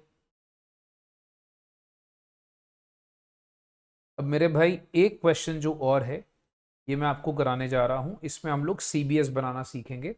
ध्यान से देखिएगा, आपको होल्डिंग कंपनी और सब्सिडरी कंपनी की सारी शेयर कैपिटल की इंफॉर्मेशन दिखी हुई है। फिक्स्ड एसेट मशीनरी आपको सारा मेंशन किया हुआ है। रिजर्व एंड सरप्लस के अंदर जनरल रिजर्व, पीएल के बैलेंस लिखे हुए हैं। करंट लायबिलिटीज आपको लिखी हुई है, ट्रेड पेबल्स आपको लिखा गया है भाई। फर्नीचर दिया हुआ है, नॉन करंट इन्वेस्टमेंट लिखा हुआ है 16,000 शेयर्स हमने करे हुए हैं 320 लाख के हिसाब से, बिकॉज ये सारी जो फिगर्स हैं सॉरी रुपीज इन थाउजेंड्स में लिखी हुई हैं, तो आप इसमें नोटिस कर लीजिएगा 3,20,000 के हिसाब से। अब करंट एसेट के अंदर बेटा जो इन्वेंट्रीज है उसका बैलेंस ये है, ट्रेड रिसीवेबल का बैलेंस ये है, कैश का बैलेंस ये गिवन है, अब चेक कर लेना, ठीक है। और यहाँ पर बच्चों आपके पास ट्रेड पेबल का बैलेंस गिवन है, पीएल का बैलेंस गिवन है, जनरल रिजर्व का बैलेंस गिवन है। नीचे एक लाइन लिखी है, H limited acquired 80% shares of S limited, मतलब हमने उसमें 80% शेयर्स खरीद लिए हैं। एक्विजिशन के टाइम पे जो जनरल रिजर्व और पीएल है उसका बैलेंस है 50,000 और 30,000 रिस्पेक्टिवली। मशीनरी 2 लाख रुपए की है, फर्नीचर आपके पास 40,000 रुपए का है एस का, ठीक है। उसको रीवैल्यू करा हमने 3 लाख रुपए का, 1 मिनट, मशीनरी 2 लाख की रीवैल्यू करा 3 लाख पे, 1 लाख का प्रॉफिट हो गया। फर्नीचर आपके पास था अल्टीमेटली 40 का, 30 पे करा 10,000 का नुकसान हो गया। और इस पे बेटा आपके पास लिखा है fixing the price of shares, rate of depreciation जो है आपके पास वहां लिखा हुआ है बेटा वो है 10% और फर्नीचर पे 15%। आई थिंक एवरीवन रिमेंबर्स कि जब आप सपोज रीवैल्यूएशन करते हो तो डेप्रीसिएशन भी इंपैक्ट करती है, ठीक है। जब भी आप रीवैल्यूएशन करोगे ना मेरे भाई तो डेप्रीसिएशन पे फर्क पड़ता है। ट्रेड पेबल्स एच लिमिटेड का इंक्लूड करेगा 35,000 due to S limited for the goods supplied since the acquisition of shares, मतलब आपके पास ऑब्वियसली वो था ना इंटर कंपनी डेप्ट्स, तो ये बेसिकली बच्चा आ गया अपना इंटर कंपनी डेप्ट्स। तो 35,000 बेटा वो किसका था, एस का था। इनके जो गुड्स थे उसको 10% अबव कॉस्ट पे ये अनरियलाइज प्रॉफिट का पॉइंट आ गया। इन्वेंट्रीज जो थी उसमें 55,000 रुपया वो था जो हमने एस से परचेज करा था। अब ये कहने का मतलब अगर आप ध्यान से चेक करते हो ना कि ट्रेड पेबल एच के इंक्लूड करते हैं, मतलब यहां पर अगर आप देखोगे तो ये अपस्ट्रीम ट्रांजेक्शन है। अपस्ट्रीम कैसे है, एस ने एच को बेचा होगा तभी एच के ट्रांजेक्शन के अंदर वो ट्रेड पेबल है। बच्चे इसको नोटिस करना बेटा, ये कौन सी ट्रांजेक्शन हो गई है, अपस्ट्रीम ट्रांजेक्शन हो गई है। अब यहां पर आपको बेटा कंसोलिडेटेड बैलेंस शीट सारी बनानी है, ठीक है। ओके सारे बच्चे ना फिर से पहले आप ये देखिए, हमारे पास बड़ा जब बड़ा सम आता है ना हम लोग को पहले क्या चेक करना है, माइनॉरिटी इंटरेस्ट क्या है, आपस में उनके बैलेंसेस में क्या इफेक्ट पड़ा, गुडविल कितना है, कैपिटल रिजर्व कितना है, पीएल का बैलेंस कितना है, अच्छा रीवैल्यूएशन का क्या क्या इंपैक्ट पड़ने वाला है, everything has to be shown. तो यहाँ पर भाई अब 2 मिनट बेटा आपको क्वेश्चन भेजा हुआ है, try to keep in front of you and I am sorry यहाँ स्प्लिट स्क्रीन का ऑप्शन जो है वो हम लोग नहीं देंगे क्योंकि वो बहुत स्क्रीन छोटी हो जाएगी, ठीक है। थैंक यू, सुनिए ध्यान से। सबसे पहले बेटा जो होल्डिंग कंपनी है पहला फंडा हम देखेंगे वो 80% शेयर्स होल्ड करती है, तो ऑब्वियसली जो माइनॉरिटी इंटरेस्ट है उसका शेयर आ जाएगा 20%, ये फर्स्ट पॉइंट हो गया, ठीक है। माइनॉरिटी का शेयर कितना आ जाएगा बच्चा, 20%। ओके अब मैंने क्या करना है, पहले मैं एक काम करता हूं, मैं आपके लिए फिर से एक फंडा यहां पर तैयार करता हूं, if you can manage like this, if it's convenient for you. अगर आप एक जॉइंट वर्किंग नोट बना सकें, अगर आपको ऐसा अच्छा लगता है तो, ठीक है। तो इससे क्या होगा, थोड़ा टाइम बच जाता है, जितनी एडजस्टमेंट्स होती हैं उसको देख लिया करो, उसके अकॉर्डिंगली वर्किंग नोट बना लिए। अब देखो मैंने कुछ नहीं करा, मैंने सिर्फ एडजस्टमेंट्स को फॉलो करना है, ध्यान से देखिएगा। पहली बात, पहले मैं एस की बुक्स में ना मैं मशीनरी के बैलेंस को एडजस्ट करूंगा, मशीनरी, और एस की बुक्स में मैं बैलेंस एडजस्ट करूंगा बच्चा फर्नीचर।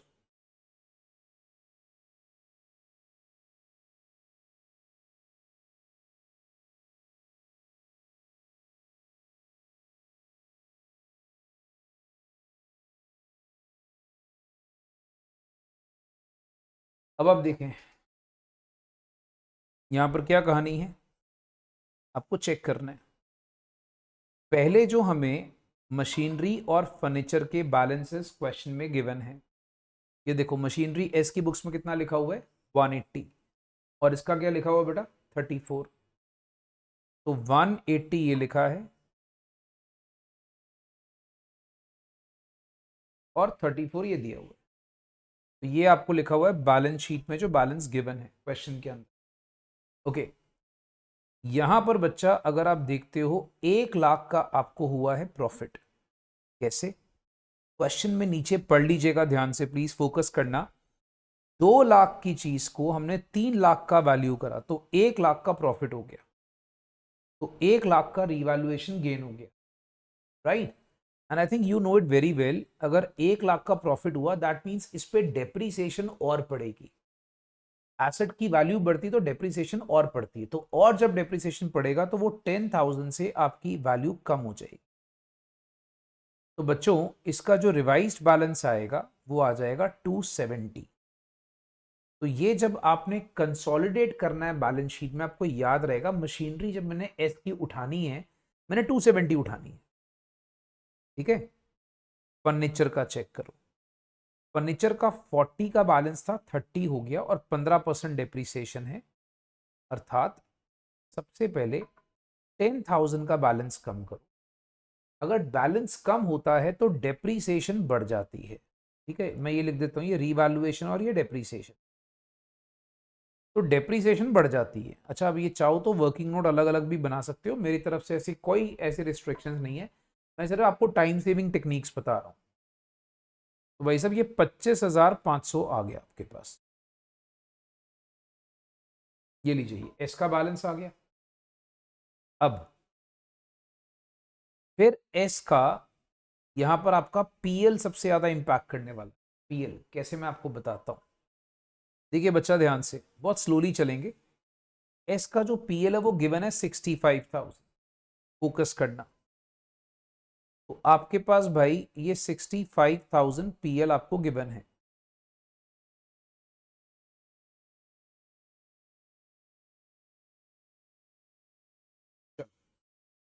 अब इसमें अगर आप देखते हो, एक छोटा सा पॉइंट है, जब डेप्रीसिएशन अगर आप देखोगे ना यहाँ पर ध्यान से, if you focus the depreciation very carefully, भाई 10,000 रुपया तुम्हारी डेप्रीसिएशन जो है माइनस हुई है और 1,500 तुम्हारी प्लस हुई है। कहने का मतलब जो नेट इंपैक्ट आ रहा है डेप्रीसिएशन का, वो पीएल पे कितना आ रहा है, 8,500। बिकॉज अगर डेप्रीसिएशन आपकी सपोज कर लो कम हो रही है, ठीक है, तो दैट मीन्स वो आपका फायदा हो गया, तो आपका 1,500 का फायदा हो गया और 10,000 का आपका वहां पर क्या हो गया, सीधा लॉस।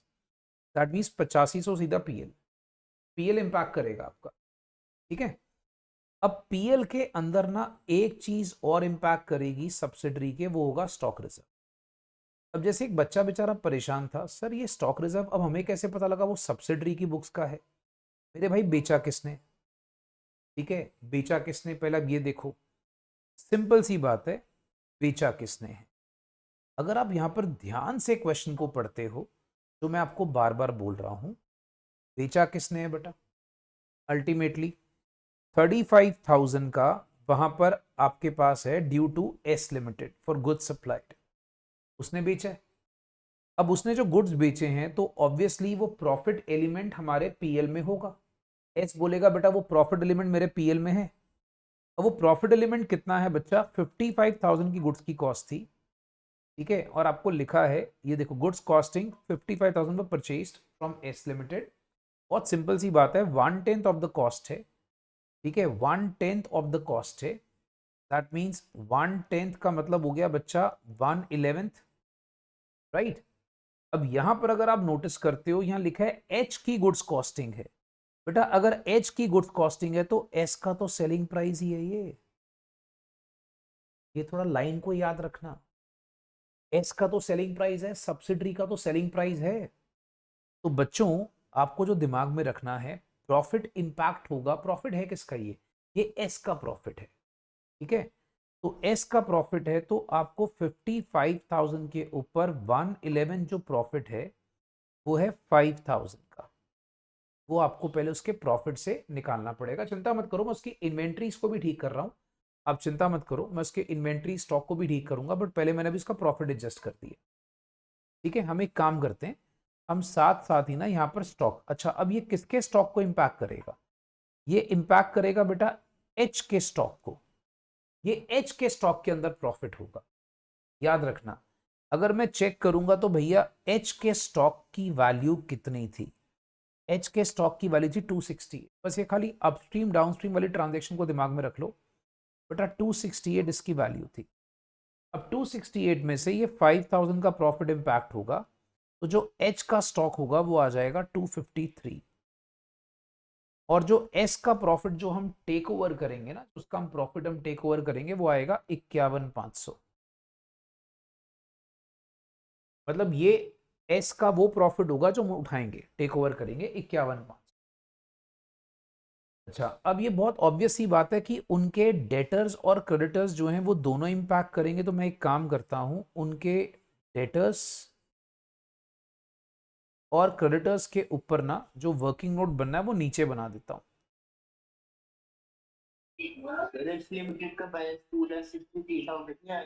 हाँ जी बच्चा, हाँ 2,63,000 आएगा। सॉरी सॉरी, मैंने गलती से 253 लिख दिया बेटा, उसको 263 है, सॉरी। आप बिल्कुल सही कह रहे हैं, ठीक है। अच्छा मेरे भाई, आपके घर में से इतनी रौनक लगी इस टाइम पे, इतनी आवाजें आ रही हैं, ऐसा लग रहा है जगराता चल रहा है भंडारी साहब। ओके, डेटर्स एंड क्रेडिटर्स की बात करें, अब देखो किसके डेटर्स होंगे, एस के। क्रेडिटर्स किसके होंगे, एच के, क्योंकि ऑब्वियसली एच जो है वो उसके लिए बेटा वो कौन हो गया, क्रेडिटर्स। चलो आप एक काम करो, जरा क्वेश्चन पढ़ो। हमारे पास फंडा क्या है मेरे भाई, आपको जो फोकस करने वाली चीज है, ट्रेड रिसीवेबल, ठीक है, वो किसका है बच्चा, वो है एस का, एस के डेटर्स हैं। और क्रेडिटर्स किसके हैं बेटा, वो एच के। अब इन दोनों में एक इंटरकंपनी सेल परचेज आपने इंक्लूड करी हुई है। तो अगर आप देखते हो बेटा, जो इनकी अमाउंट्स गिवन है वो हमारे पास लिखी हुई है, उसके डेटर्स हैं 2,35,000 के, और इसके हैं 3,22,000 के। हम लोगों ने बच्चा इसकी जो इंटरकंपनी ट्रांजेक्शन्स है ना उसको एडजस्ट करना है, एंड दैट इज 35,000। ये हमने एडजस्ट कर लेना है। और भाई साहब ये आपके पास आ जाएगा 2 लाख, और फिर आपके पास आ जाएगा 2,87,000। ये आप चेक कर सकते हैं। अच्छा पहले मुझे बताइए बेटा, ये जो मैंने वर्किंग नोट बनाया छोटा सा आपके लिए, क्या ये सारे बच्चों को क्लियर है? इससे मैंने एक नेट बैलेंसेस निकाल लिए हैं। सारे बच्चे चेक कर लो बेटा, फिर मैं तुम्हें प्री एंड पोस्ट का फंडा समझाता हूँ। किसी बच्चे को भी इस वर्किंग नोट में डाउट है तो प्लीज बता दो।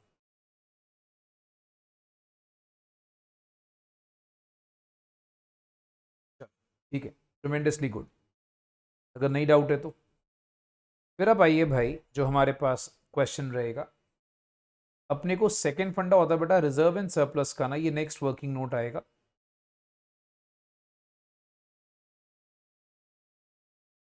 दैट इज जो हमारा प्री एंड पोस्ट का फंडा होता है, उसको एनालाइज करना है। देखो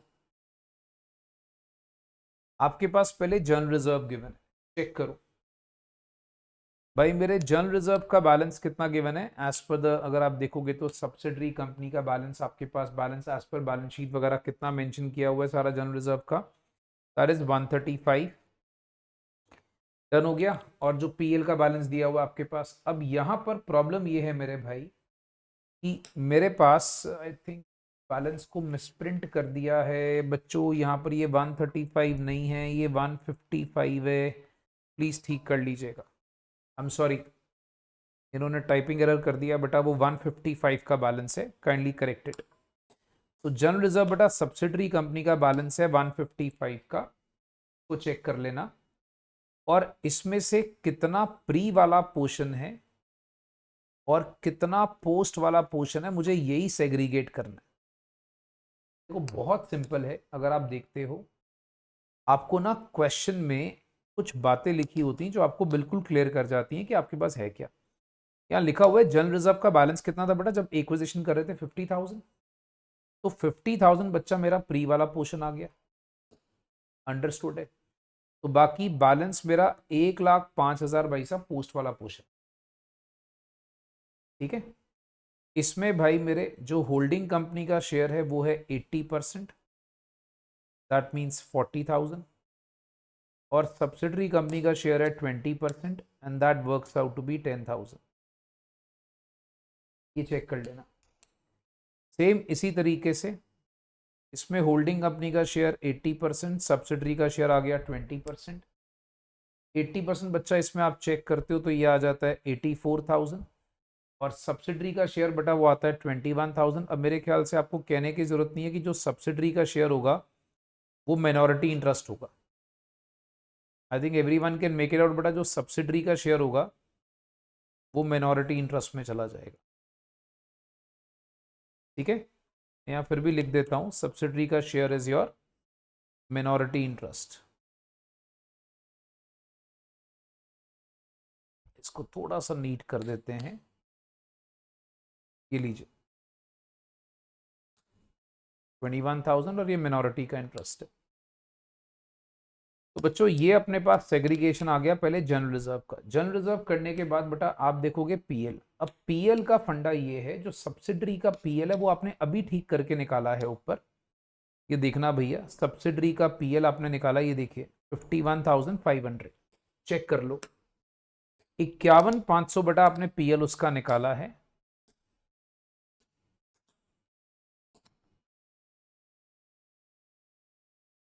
ओके, अब यहां पर आपके पास दो फंडे हैं, एक कैपिटल जिसको हम कहते हैं प्री एक्विजिशन और एक पोस्ट एक्विजिशन। तो हमारे पास बच्चा ये क्या है, प्री वाला देखो गिवन है 30,000,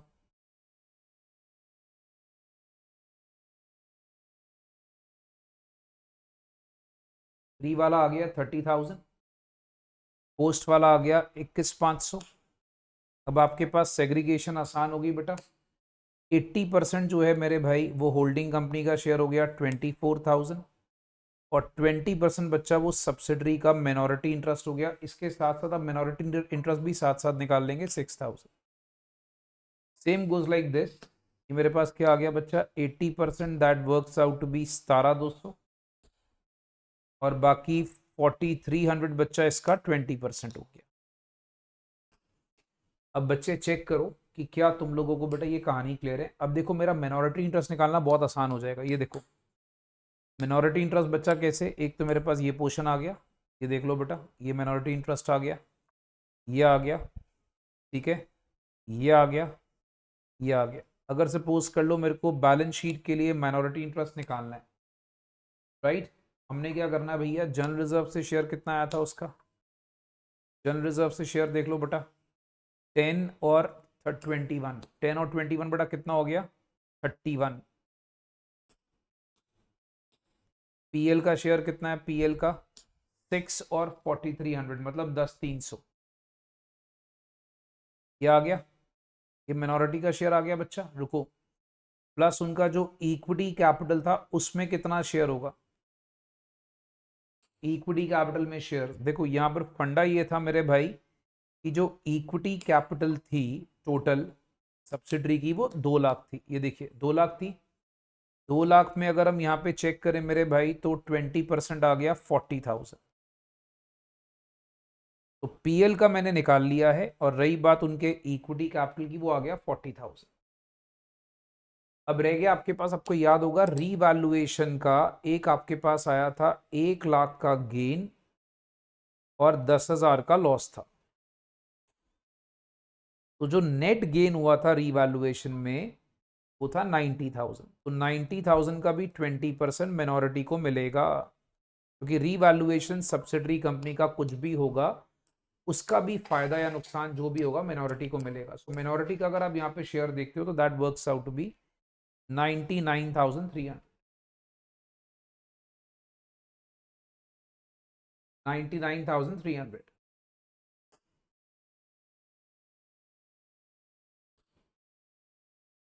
बच्चों I hope it is clear to everyone, ठीक है। फिर आपको याद होगा मैंने आपको एक टर्म बोली थी, हमें कॉस्ट ऑफ कंट्रोल निकालना होता है। कॉस्ट ऑफ कंट्रोल निकालने के लिए हम लोग को क्या क्या देखना, देखो एक हमें उसकी इक्विटी कैपिटल मिल रही है 2 लाख का, होल्डिंग कंपनी का शेयर आ गया 80%, कितना मिल रहा है बेटा 160, ये हमें मिल रहा है। बाकी देखो हमारा जनरल रिजर्व में कितना शेयर है, if you check it out, हमारा जनरल रिजर्व में शेयर कितना है बेटा 40,000, राइट। बट हमने पहले प्री वाले देखने, हमारे पास इसमें कितना शेयर है 24,000, 24, राइट। अच्छा तो यहाँ पर अगर हम देखेंगे तो जनरल रिजर्व में हमारा शेयर कितना है 40,000। हमारा पीएल में शेयर कितना है, जो हमारे पास पीएल है उसमें हमारा शेयर है प्री वाला कितना 24,000, प्लस जो रीवैल्यूएशन का गेन है उसमें शेयर कितना है 72,000। ये चेक कर लो बेटा, 1,00,000 माइनस 10,000 का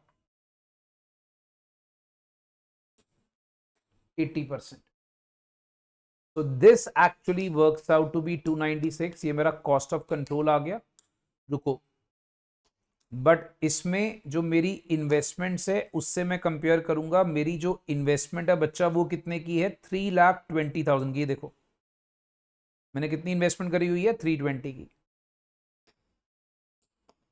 भाई अब यहां पर इन्वेस्टमेंट की वैल्यू ज्यादा है तो ऑब्वियसली वो क्या आ गया गुडविल। बस फर्क इतना है बेटा, कॉस्ट ऑफ कंट्रोल इसमें निकालना पड़ेगा आपको सारा कैलकुलेशन करके।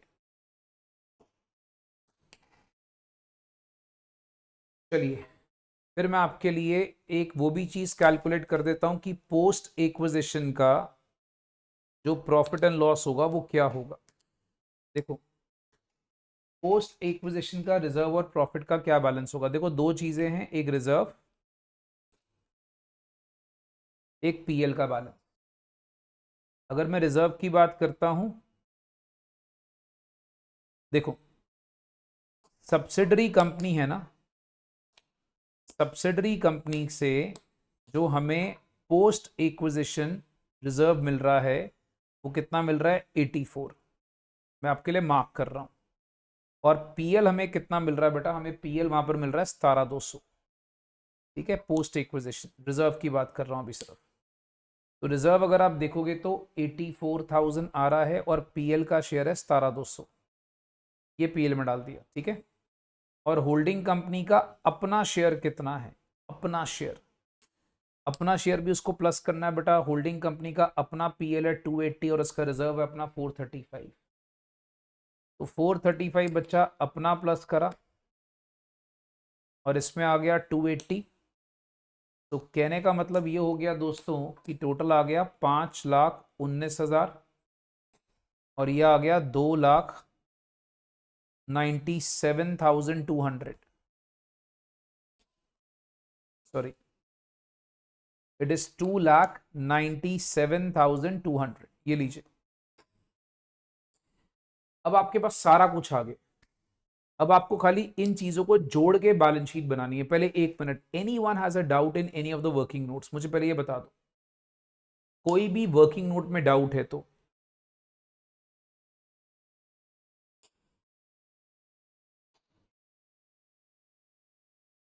रीवैल्यूएशन ऑफ मशीनरी, कौन सा पोर्शन बच्चा, ये वाला कह रहे हो? मेरे भाई बहुत सिंपल सी बात है, मशीनरी 3,00,000 की थी, 3,00,000 से आपकी 4,00,000 हो गई, शायद ऐसा ही कुछ था, आप देखेंगे ध्यान से। तो 3,00,000 की बुक वैल्यू से, सॉरी 2,00,000 से 3,00,000 हो गई है, इसको चेक कर लो। ये देखो 2,00,000 की थी, 3,00,000 हो गई, 1,00,000 का प्रॉफिट हो गया। इधर आपके पास 40,000 का था, 30,000 का हो गया, 10,000 का नुकसान हो गया। अगर आपकी एसेट की वैल्यू बढ़ती है तो डेप्रीसिएशन भी बढ़ती है। तो डेप्रीसिएशन बेटा आपके प्रॉफिट को कम कर देती है, मशीनरी की वैल्यू को कम कर देती है। अगर आपका फर्नीचर जो है मेरे भाई वो कम होता है तो डेप्रीसिएशन उसमें प्लस हो जाती है। ठीक है सर, हाँ जी, with decrease in the value depreciation increases ना बच्चा। आपको समझ में आ रहा है मैंने 1,500 प्लस क्यों करा है? क्योंकि वैल्यू कम होगी, जो डेप्रिसिएशन मैंने लगाई होगी वो मेरे को कम लगानी है। हाँ जी, चलिए फिर हम एक काम करते हैं बच्चा, इसका सीबीएस बना के खत्म करते हैं इसको। अब आ जाइए सीबीएस। हाँ बोलो भाई।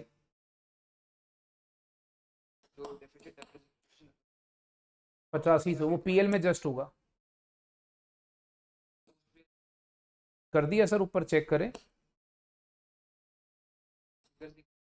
अरे ढक्कन के नाना, मैंने फिगर पहले माइनस करके ही निकाली है। ये देखो 51,500, 8500 एडजस्ट करने के बाद ही मैंने 51,500 लिया है। पढ़ो तो सही, 51,500 कहां से लिया मैंने पीएल का?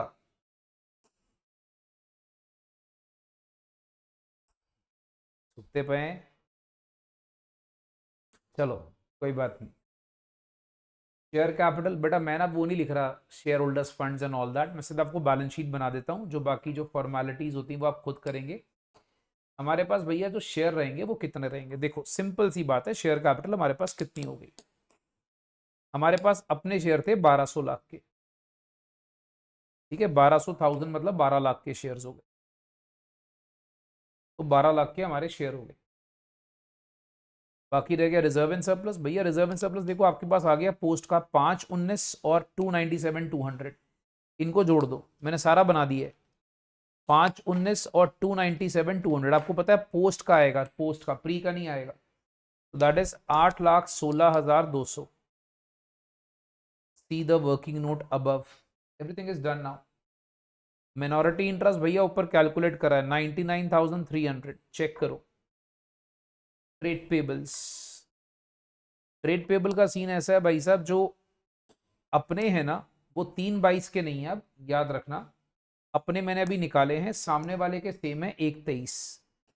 अपने मैंने ट्रेड पेबल ऊपर एडजस्ट करे हैं, ये आप चेक करना, ये देखिए अपने ट्रेड पेबल आ गए 287, 287 के ट्रेड पेबल हो गए। तो बेटा लिख देता हूं फिर से 287, और सामने वाले का कितना है बेटा 1/23, तो टोटल मिलाकर आ गया 410। लाइबिलिटी साइड का बेटा जो टोटल आएगा आपकी बैलेंस शीट का, दैट इज 25,25,500। ये चेक करो भाई। ओके, फिर आता है एसेट, प्रॉपर्टी प्लांट इक्विपमेंट। देखो मैंने आपको बताता हूँ सिंपल सा फंडा प्रॉपर्टी प्लांट इक्विपमेंट का मैंने कैसे करा है। अगर आप देखते हो यहां पर जो मशीनरी है मेरे पास 640 की अपनी थी, और 270 का मैंने बैलेंस अभी ऊपर एस का निकाला है, उसको जोड़ा है। रही बात फर्नीचर की, बैलेंस शीट में चेक करो 375 का अपना था होल्डिंग कंपनी का, और सामने जो सब्सिडरी का लिया है वो 25,500 लिया है, 25,500।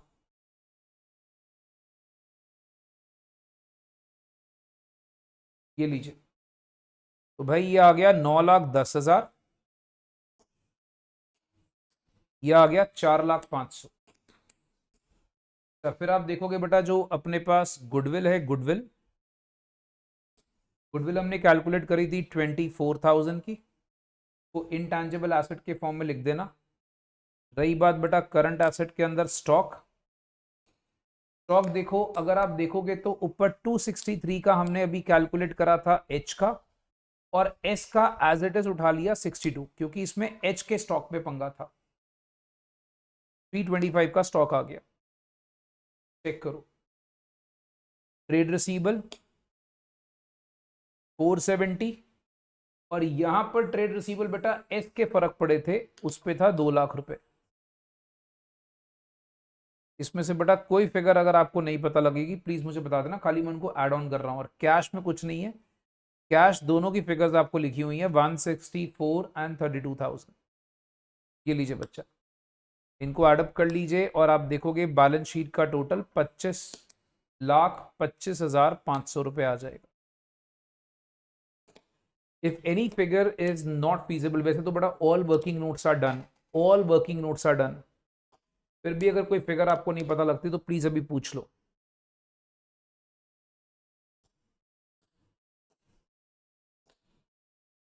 ओके, तो कैन आई प्रिज्यूम बेटा जितने शरीफ बच्चे मेरे साथ क्लास लगा रहे हैं everything is clear to everyone? कोई डाउट बेटा किसी बच्चे को? एनी क्वायरीज बच्चा? चलो ठीक है। अब मेरे भाई आपको पीडीएफ भेज दिया है, एक क्वेश्चन एक्स्ट्रा और है आपके पास, ये वाला आपने ट्राई करना है, मस्ट ट्राई। अगर आप इसको ट्राई कर लेंगे, जब आप मुझे ग्रुप में मैसेज करोगे सर सम ट्राइड, तो मैं इसका सोल्यूशन भेजूंगा, ऐसे नहीं भेजूंगा, पहले आपका ट्राई किया होना चाहिए, याद रखना, first it must be tried. आपकी सीबीएस मैच करेगी, मुझे आपका मैसेज आना चाहिए सर मेरी सीबीएस का आंसर ये है, मैं उसी बच्चे को सोल्यूशन भेजूंगा जो मुझे मैसेज करेगा, because I am with those people जो मेरे साथ एफर्ट लगाएंगे, राइट? चलिए, all the best, may God bless you, good night, God bless बच्चा लोग, एंजॉय।